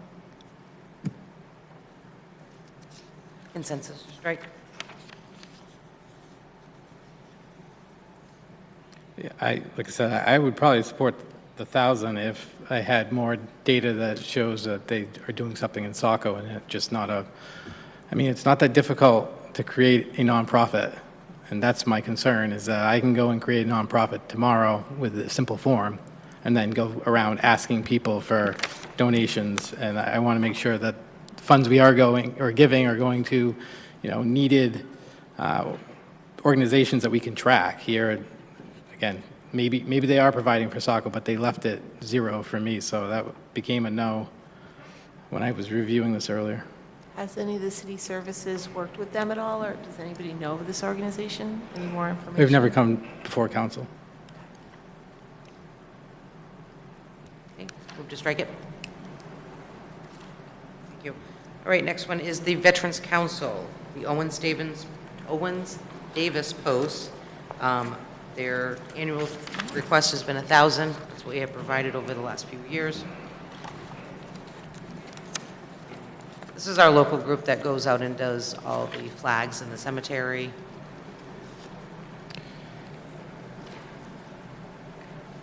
Yeah, this one's, if we were to cut it, just looking at the data that's provided, we would be cutting their entire budget. Well, they'd have $98, which It's basically their budget. makes me question, though, overall, and I know they've had, I guess, challenge. I don't know how many actual members they have, because if you're paying dues to that organization, you should be covering more than the $98 that they would have without the city's contribution. But not knowing anything more than what they provided, I tried this afternoon to pull up more. They don't have a website. They don't have really any data out there. It used to be the American Legion Post. In fact, where 90 School Street or 90 Beach Street, that building where the school department is, used to be the Owens Davis building. So they have had a long-standing, like back to World War I, relationship in the community, but I don't know what active membership they have today. So I said a whole lot without saying much. I guess I'd be comfortable keeping at the 1,000, but I definitely want to follow up and figure out what's going on with the organization. Because if it's just one person, and my understanding is they're the ones that put the flags out on the graves and whatnot, but it's like, how do you continually support something if it's just one person? It seems like they need assistance attracting more membership. They're active, but they're not active. They're Right. Right. It's not as organized as it was when it was the Legion. I actually just had a recent conversation about this. Yeah. With Ted Soroy. Right, right. And he's been trying to research. Because there are many people going to Biddeford who would love to be back in Saco, but they cannot get the organization, any information about the organization anymore, who's really in charge of it. It's just kind of a mystery right now. Yep. I can't give you any information about their history or their involvement. What I do want council to be aware, though, is there's a state law that requires those flags to be placed. And if we don't have an organization that does that, that would fall back on the city to have to do that. So I think for this year especially, we should just fund it and then look into the questions that have been raised. I guess if that's the case, that's the case. But I think maybe in the interim, I mean, there's also a lot of other civic-minded organizations that aren't necessarily, veterans groups, Boy Scouts, Girl Scouts, those Scouts International, I guess. I think we can find some group to do this in the future so that next year we can strike this. I agree, but yeah, no, I hear Memorial Day is coming close. Yes, yeah. And I'm always And they do do it. There is I'm always a somebody- little wary of having, in another place, run a youth group. People were very fond to try to assign us tasks that we weren't asking to do. I would say it would be better to ask those groups if they'd be willing to take over first. Yes, yeah. Also, I'm a little concerned. I understand it's a state law, but if I had to choose between placing flowers and flags on grave sites and feeding someone, I would err on feeding someone. So I appreciate the fact that we need to do this per law, but it's no disrespect to veterans who've served our country, but I'd rather feed someone than do the ornaments. So if we have to do it, we have to do it. But Yeah, like I said, I think it's one that I support. I just think we need to, I'm willing to work with you, Madam Mayor, to try to figure out what the status of the organization is. And, like many of these fraternal organizations, they've aged out, so to speak, or their members have died off, and they haven't, been very successful at recruiting younger generations. And I'd hate to see it, fall by the wayside, but I think that we, even helping them, find members, and get that started back up would be beneficial to the community, because they do good things for veterans. So I vote we move this forward. I vote we move this forward. So we'll move that forward for the 1,000. Okay, next up is York County Community Action. Their request is $7,500. Last year, we provided $4,000.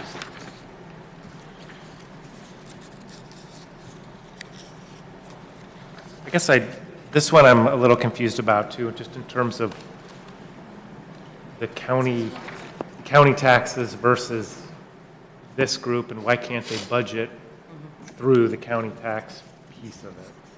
That's a great question, and it's something that I think municipalities and counties across the state struggle with. I don't know here in York County if they're asking for an appropriation from the county government or not. And I don't know, I didn't think I saw anything in here that said where they get funds from other municipalities. But that is a valid question that I think would require a conversation with our county folks as well as this organization to say, hey, is it something that maybe we can shift the entire request for all the municipalities in York County to the county budget? I think that's valid. yeah, that's been my thinking for years, actually. This is actually one that I added probably 10 years ago, because I don't know if they provided this year, but they had provided the data that showed how much they actually supported, direct support to Saco residents.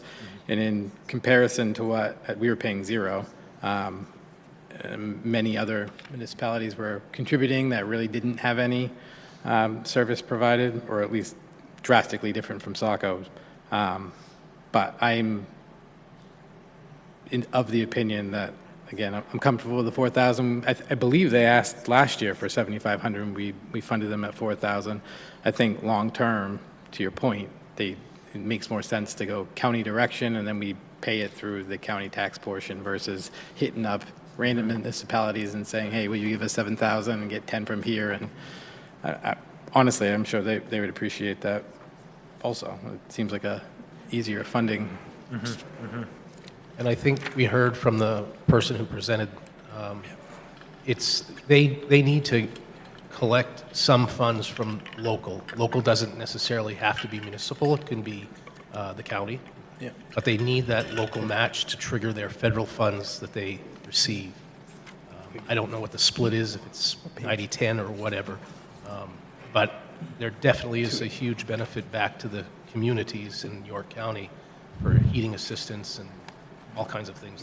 So this has got a multiplier effect. So if we donate 1,000, they can get 10,000 out of it, Something in like theory, that. I don't whatever know the the math exact is. numbers. Because if you look at the numbers from their application, their federal revenue was $13 million. Their total revenue was $26 million. What they're asking for isn't support for what they do. It's to feed the engine that they have to have, which drives the much larger pool of money that they need to get. I'm actually fine with holding it at 4. I don't think we ought to take it to 75, but given the nature of how they use the money that we donate, it has an interest kind of effect, a compounding kind of effect that we don't see in any other application that can take advantage of. So I think in this case, it makes sense just because it's fiscally the right thing to do because of the impact of the money that we could donate. So I'm good for 4.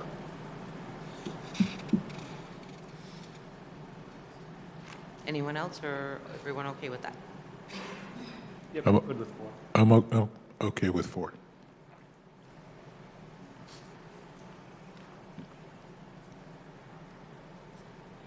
Okay, and then the next one is Youthful Maine. And they are asking for 3,000, and last year we gave 2,500.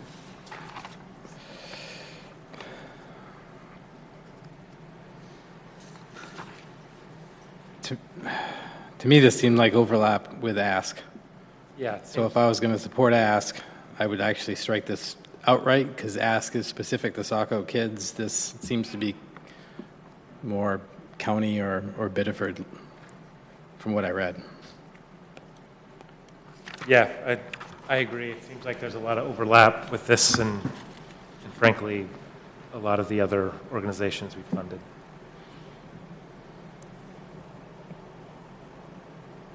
Or are proposing. Is that suggestion to strike or to reduce? I'd strike altogether. I agree with that. I agree. Strike?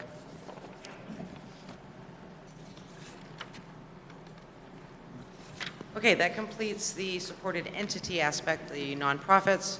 The next group is the supported commissions for the city. I did provide you, the first one is the Arts Commission. They've asked for a increase. They're asking for 30,000 over the 7,000. And I did provide you with a rundown of their anticipated projects for the year.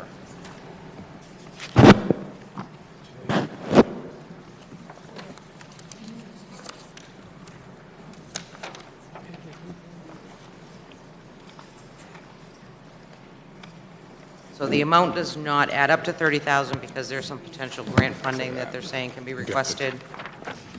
But they've got several projects listed.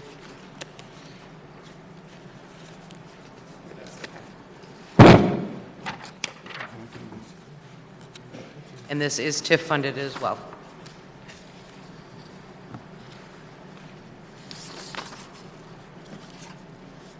I guess it makes sense to me just in terms of what they've outlined and what they've done, and with the TIF funding, seems like a good opportunity to generate. My concern with it, even though TIF funding, outside of just being TIF, but even just the aspect of the funding is for a commission to be asking for that large of an increase for projects that are not definite. If they came to us and said, these are definitive, I can tell you that the billboard, that's not going to happen. I'm gone back with that from 2020. Yeah. They cannot just Longer. put a wrap on it. That has to be restructured to the building. And that is going to be an additional $30,000, $45,000 to get the structure secure. So until that's done, that project isn't even going to go forward. That was through HPC. Kelly Archer started that. And again, I jumped on in 2019, 2020 with a lot of background on that when Clark Insurance owned the building. I do not see that project moving forward for any time soon. So I love the project ideas. But again, until I have an issue with it being that increased without definitive, this is what we are doing. Yeah. The mural is coming in at 40,000, potential some grant funding. What's the grant funding? Yeah, that was kind of my thinking here. I think, while we can say it's just coming out of TIF, and that's all fine and dandy, but It's not free money. it's not, It's not free money. Right, 100%. Doesn't hit the tax bracket. Starts with Isn't it? tax. I understand, tax, but still not everybody's free financing. money. Correct. But to the mayor's point, like if we had more of a guarantee, and maybe there is, but it's not presented as such. Like we speak of the Pepperell Square mural. Well, that's somebody else's building. I don't know if there's already an agreement in place and insurance and all the things that come along with utilizing somebody else's property. If that's for sure going to happen. As the mayor said about the billboard, that's been going on for at least 20 years. I mean, actually late 1990s, that was first, conceptualized, and it's run into some challenges along the way. Maybe they're working towards solving them, but it seems like a large increase, not being guaranteed that the projects happen. But at the same time, I just do have to point out that it was council that created the commission with the goal towards having public art, so we should be supporting it to some level, which is why I think with the Joe Riley Park expenditure, I'm more inclined to support that one, because from what I've heard, it seems to be in collaboration with the Parks and Rec Department, so it's kind of an in-house thing where we're not reliant on, outside property owners to make that happen. So just to clarify and question, because we work with the Arts Commission, sounds like if there's a project-specific item with a grant in mind, they should come back to the city council and review the project specifically and ask for funding at that time. Is that more of we want a process around the funding that's being authorized to them?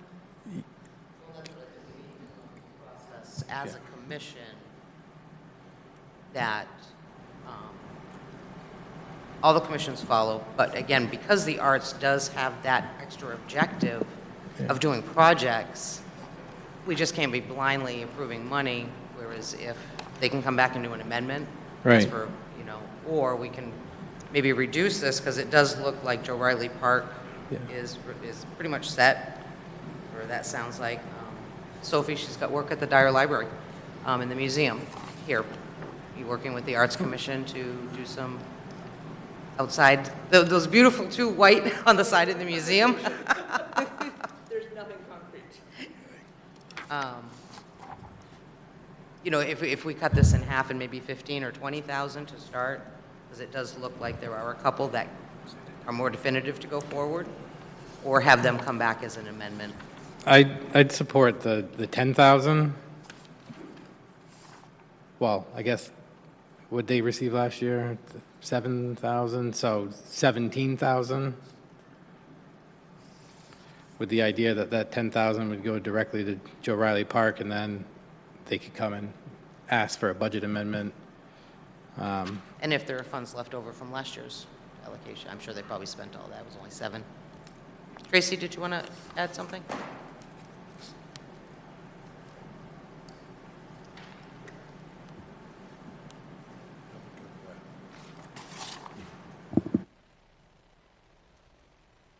Hi, I just want to clarify for the Arts Commission. Again, I understand your questions on that, but this is something that they've been struggling with, that they're trying to do more arts project, but also trying to have some bit of more funding to be able to do that. They've only have received like 7,000 each year. They did do a collaborative project with the Parks and Rec, which was a huge mural, and they want to get more into that. They have just never been able to have the funding to seek that. If they're looking at doing grants, one of the other things with that is also there could be some matching funds that may have to go along with that. Again, there is the process that's going to go in, what they will, and they can certainly come back to council and say, look, this is what we want to do, but it's just more or less kind of like reserving that. I would like to say also, in regards to Joe Riley Park, that is an FY26 budget. So that is not FY27. That's already been budgeted to do the work, and that's putting in new pavers and again, doing an arts installation as part of that project and working with Parks and Rec. So I guess on that point, I hear you on the grants piece of it, but just like realistically, grant funding for murals is going to be incredibly hard to receive. And in order to get it, we as a community are going to have to be very, think ahead and be very targeted. And even then, it's going to be a really hard, very competitive grant process. So if we do want to further the mission of the Arts Commission, I don't think it's a good idea to solely rely on grant funding to help. I think what we need to do is partner with the private sector, businesses, and Saco, our other entities, to leverage some of this funding. But I do feel like we need, or this commission, if we do want to have art, needs to have some sort of seed money, so to speak, that they can quickly use to leverage opportunities as they exist, because I fear that coming back to City Council to ask for an amendment, that process is going to take a lot of time, and that will only drive up cost and create issues, I think, for securing folks to do this stuff. So we can reduce it, that's fine. I'm hesitant when I hear, like, oh, we got to go after grant funding. This is a little different than transportation funding because it's, at the federal level, that's prospect looks dim. At the state level, there's budget issues at the state. That's going to be very difficult. So as a community, I think we should decide kind of either this budget or next budget if this is something that we want to invest in, and if not, that's okay. But yeah, that's kind of where I'm at. I don't disagree. That was kind of my comment. But the jump to the 30,000 was substantial from the 7,000. That's why I was kind of dialing that back. But as I look at the Joe Riley Park, it says it's funded FY26, but then it says an additional 10 may be needed in FY27. So I'd be good with 15,000. that's kind of where I'm at. I'd be good with 15,000. I'd be good with 15,000 as opposed to 30. And then if they have any substantive additional projects, they can come and petition the council.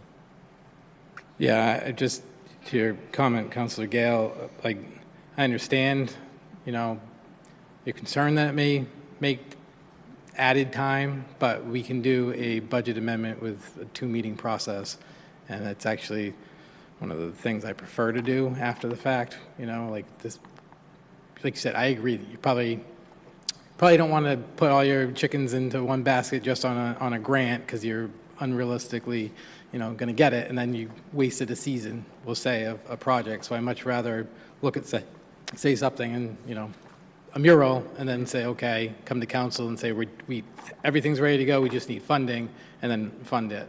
I think most of us would be supportive of that. Like I said, I support the creation of the commission, and with the understanding that there were going to be requests for funding going forward. But I'm not necessarily comfortable with just funding an account and then not really understanding what's going on throughout the year. So that's, like I said, I support the 15,000. I would support the 15,000 as well. I understand it might be somewhat apples and oranges, but for the things that we've struck, I have a hard time legitimizing that much for the arts when there are people who might go hungry or missing rehabilitation. Okay, so recommendation would strike down to 15,000.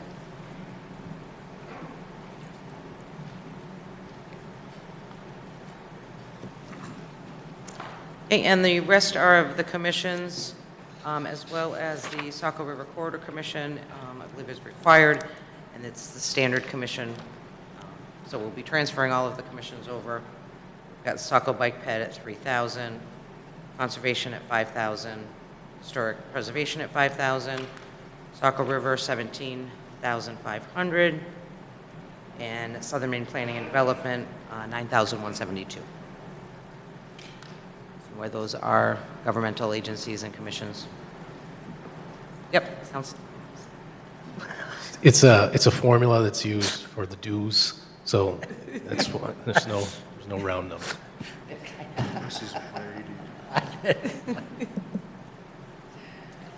That's fun. Okay, and then we created a new category this year of memberships, and we were able to move over the Biddeford Saco Chamber of Commerce. They actually are reducing from 12,000 to 10,000 requests this year, and that does come out of TIFs. The Biddeford Saco Transit, 352,800, that is TIFs as well. Partial.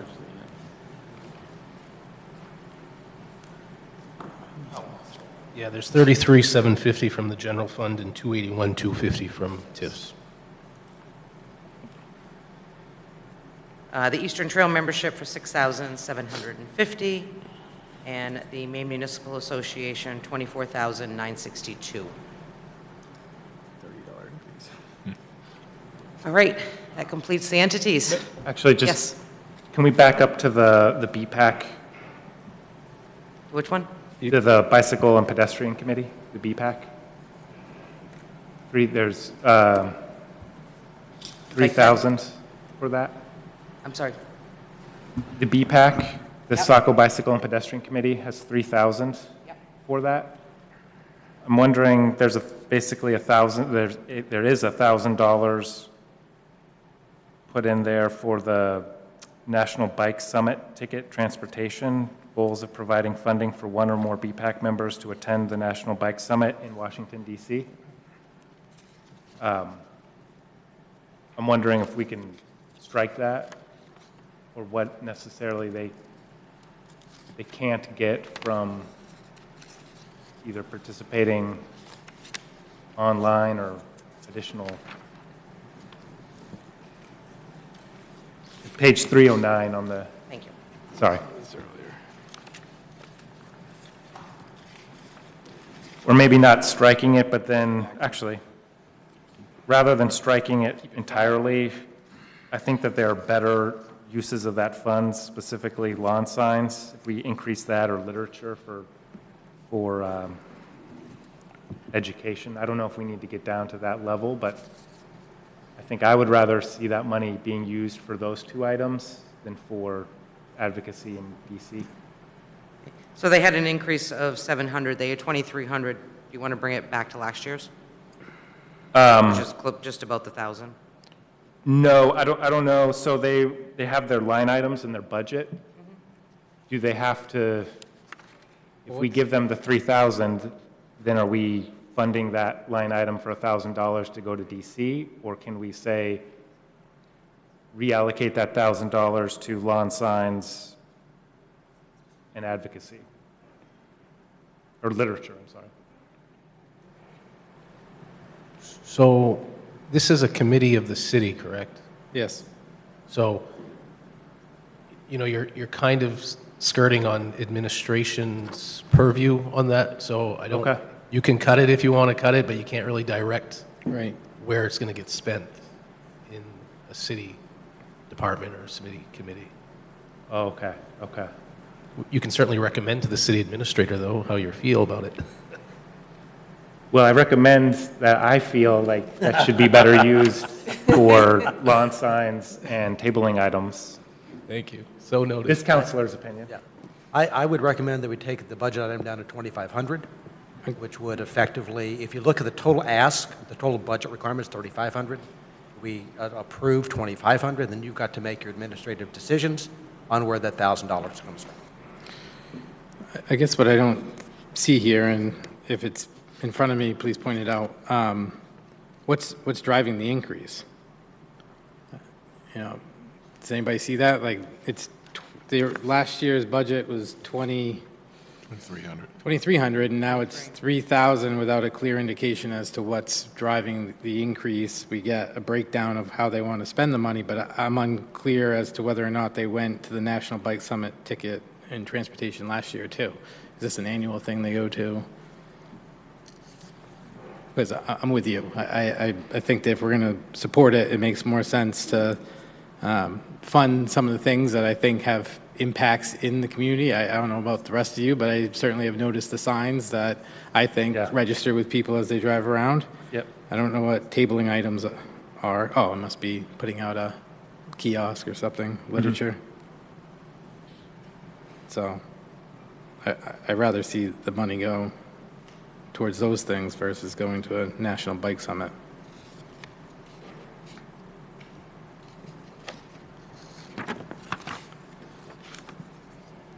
Director Tittleman, do you have anything to add to the conversation? Yeah, I can provide some context. I know that we did bring this to BPAC. I can't speak, and maybe Emily can help out, if we did send someone last year. I'm pretty sure we did send 2 folks last year, and it was partially subsidized. So I know that we did use that line item. I believe 2 people, both co-chairs, went, and this year I think the intent was to send the chair this year as well. As for the tabling items, that includes some of the lawn sign stuff. Like any of that marketing stuff is captured under there. That changes year to year. I can speak that the National League of Bikers Association that runs this organization, they're really good about education on outreach. So sending a member there is really worthwhile to do that and educate, bring it back to the committee. and use that as a platform. BPAC is very strong in their advocacy with a really good core membership. So their requests kind of reflect that and was discussed with BPAC. Just one question. Is it, I don't want to say fair to say, but is it perhaps the case that the consultation of 800 is the increase and that's specific to something planned this year? Yeah, they were discussing looking at more, taking some of those advocacies to policy making. I think because we don't have, a policy goal coming from BPAC, I think it was to support future policy that's on the way, and whether it's the education of the committee, helping them, learn how to do something, whether it's through like Bicycle Coalition of Maine, that kind of education on whether it's policy or how to run events. That's where we see that consultation line. But yeah, that's one of the more substantial increases. Yeah.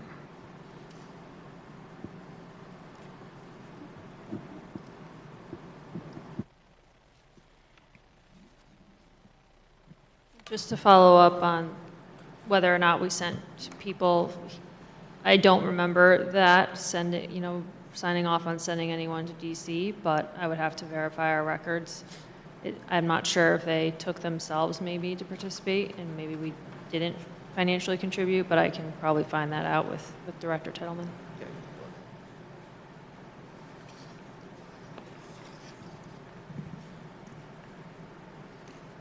Okay, so what's the final recommendation?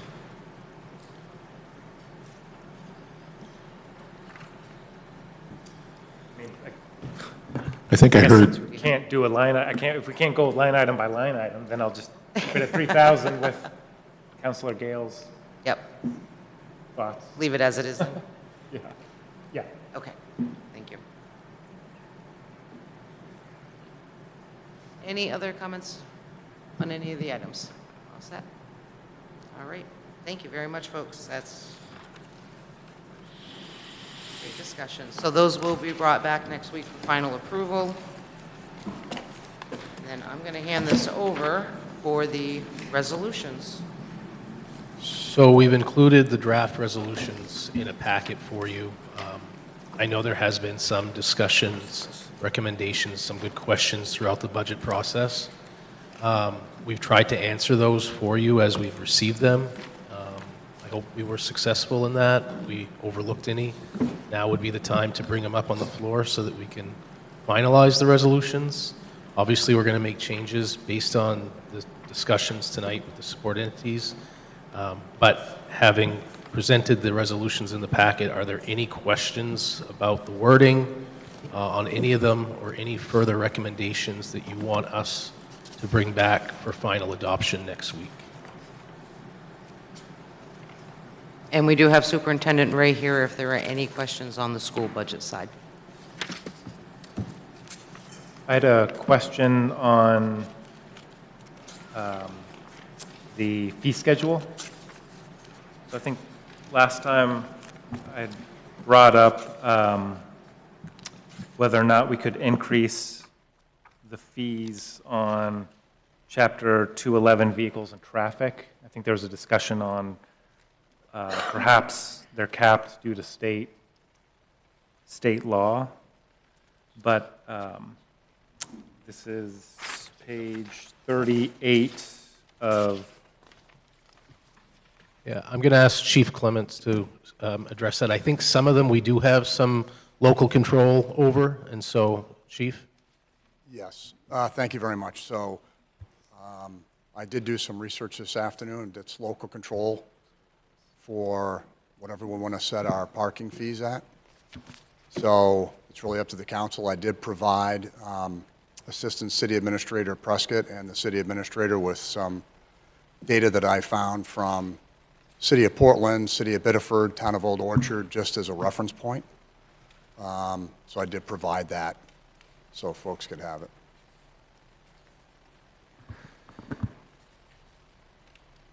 Great. So I don't know if now's the time or the adoption, but I guess just to continue on what I was saying last meeting on the 211-18E And F, these are parking within 10 feet of a crosswalk, and then parking within 20 feet of an intersection, are $35 is the current fee.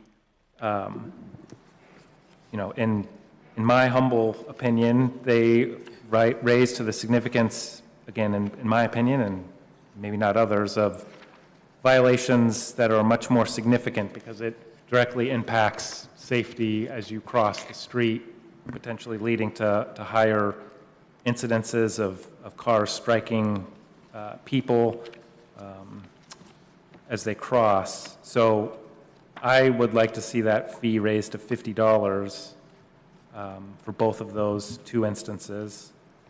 And then I'll just plug one other one, 218-80 non-residence beach parking permit daily with trailer. Again, looking at the daily non-resident is $25, a trailer is $35, an extra $10. I would just advocate maybe doubling that, seeing that that probably takes up 2 spaces rather than 1.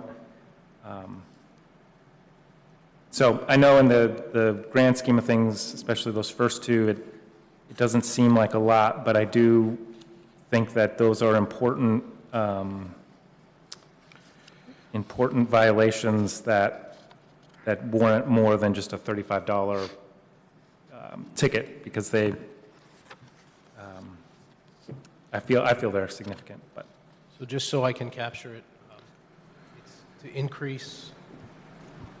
increase the parking within 10 feet of a crosswalk to 50, and the parking within 20 feet of an intersection to 50? Correct. And then increasing the non-resident beach parking permit with trailer from 35 to 70? No, to 50. To 50, okay, thank you. Which would double the daily beach parking. My thought process there was that it's essentially 2 parking spaces that one would be using, so trying to make it consistent there. My only thought, and forgive me because I think maybe I overlooked this. In the past, we've had opportunities for counselors to make motions the night of and amend the budget how we see fit. I'm hoping we still have that opportunity because there is at least one amendment I'd like to make. But I would also say that your suggested changes would be correct to make the night of versus changing, because again, the fee schedule has been set by the administrator, and to now change it since it's gone to public hearing and everything else, I think it's best we do it the night of. You just make the motions that you. Gotcha. You know what I'm saying? Yeah.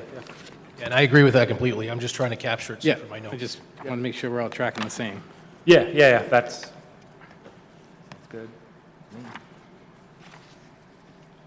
Other than that, I'm comfortable with the way everything's worded here. Anyone else with changes on the fee schedule? I think also just lastly, page 45, this is the program schedule fee for Parks and Rec. I brought that up last week, and I still feel conflicted just in terms of the percent increases on everything, and definitely understand why, but it is going to be a significant hit to folks who utilize that program both after the bell and then the summer camp. So if a family were to use Parks and Rec all year, that's an increase, like everything else that's being felt.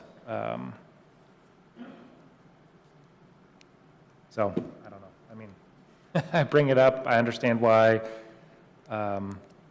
I'd like to see those not increase to that degree, but I think it is what it is. But I think in the future. Director Summer here if you wanted to.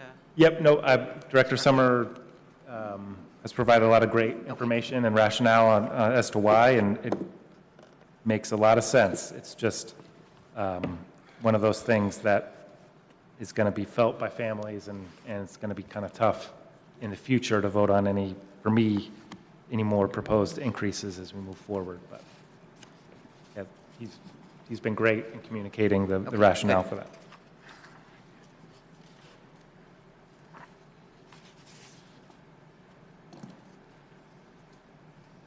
Okay, and in years past, what we do is, if you notice, each one of these resolutions does not have a council resource. I throw it out to all of you. Is there anyone who would like to take this for the commentary next week? I'll take the fee schedule. Want it? I'll do the other stuff. Yeah, we'll do it. Figured we were on that one, I'll start with it. Yeah. All right.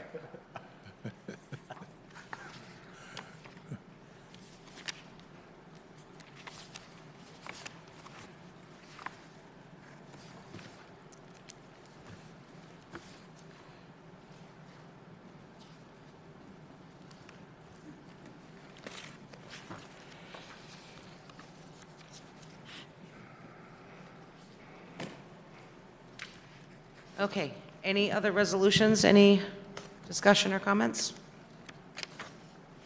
So yeah.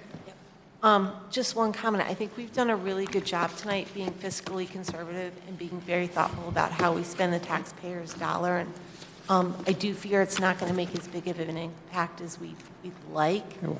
Something that Councilor Johnston brought up was the cost of the buildings. And with 2 new school buildings coming on, would it be possible for council to get a list of all the buildings owned by the city and a rough estimate of what the expense of those are, so we could look at and examine that in the future moving forward? Also, I know the new park for Fairfield, that's moving forward and it is in place. I haven't heard any official decision, and I've been asked many times by constituents, what's going to happen with CK Burns and Young? I propose we have a committee, or, with taxpayers, rep from city council, that look, and obviously people from the city professional staff, to look at it and examine that so we move forward in a fiscally conservative way. I would second that from Councilor Hewitt, especially Young School. I've heard a lot from constituents as well about what is the plan for that. They see what's going on, and they want to be kept in the loop. I would support that.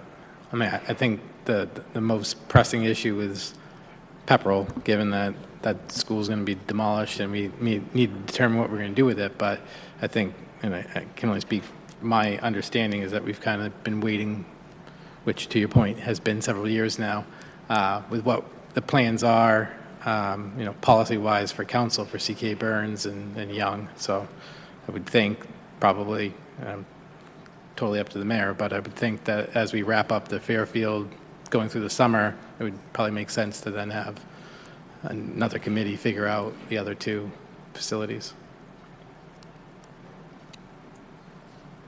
So those conversations we're actually going to be getting ready to do close to the end of the summer. As you all know, we do have a Pepperell Park Committee, which we are working on the Fairfield location, and then we will be starting up with Burns and Young School, and what we're going to do with forward that now that we've got the Pepperell Park going. We have to bring the other 2 in, and hopefully by end of summer, we'll be getting the teams together to start discussing those properties.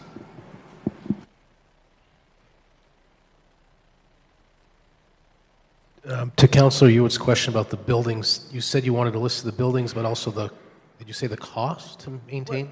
What our operating costs are for those buildings over the year, just to look at them and see. Okay. We have a pretty good list of the buildings. We'll just need to work on breaking out the costs individually.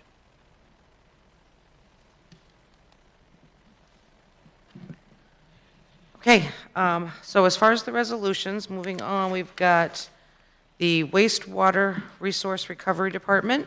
Is there a counselor willing to take that? I would.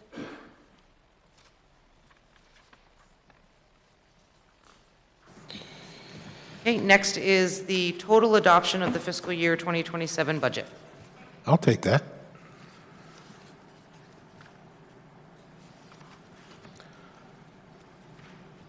It's lengthy. Next is the capital program. I'll take the capital.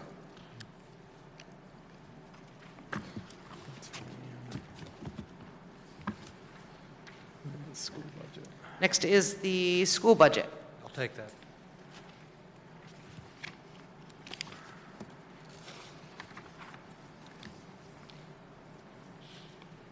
Okay, next is the council resolution for the local funds for the school budget. I'll take that.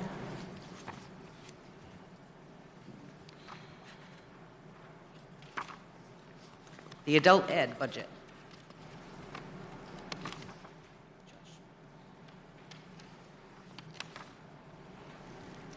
And property tax due dates.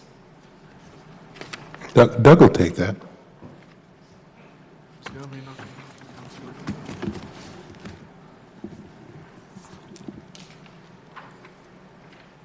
The authority to apply the tax payments. I nominate Counselor Doyle.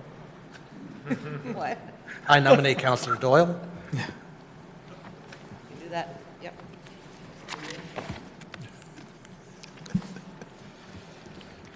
Okay, and then reducing the captured value percentage to the tax increment I'll financing. take that.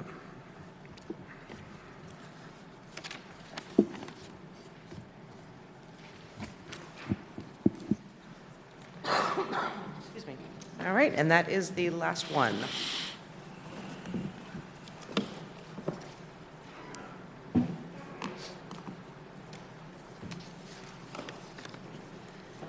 Okay, so that completes our workshop. Thank you, everyone. Great conversation.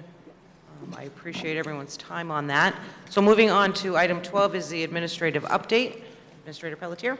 Thank you, Madam Mayor. Railroad track maintenance. Public Works will begin maintenance on the city's railroad tracks starting on Monday, May 4th.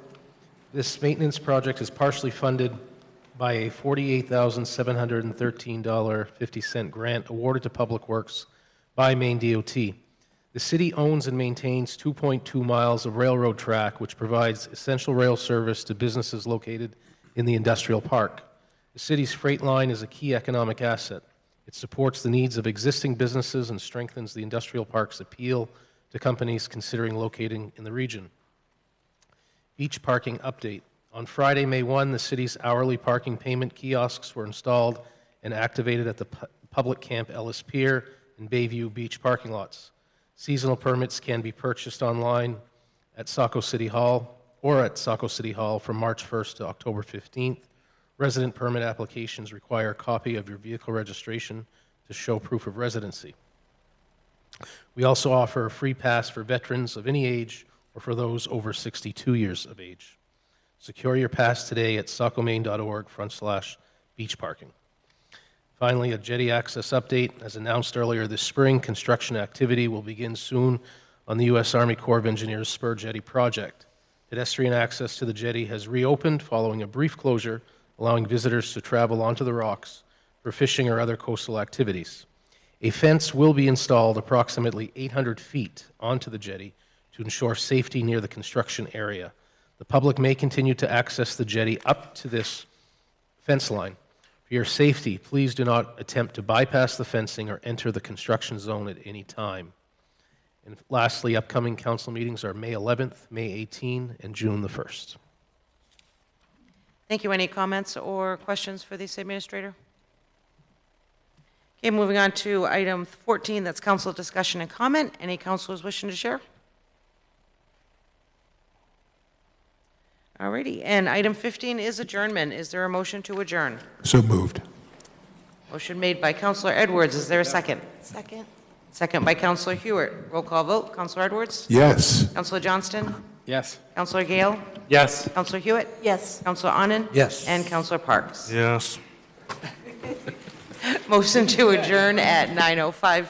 And thank you, everyone. Motion passes 6-0. Can't we just keep going?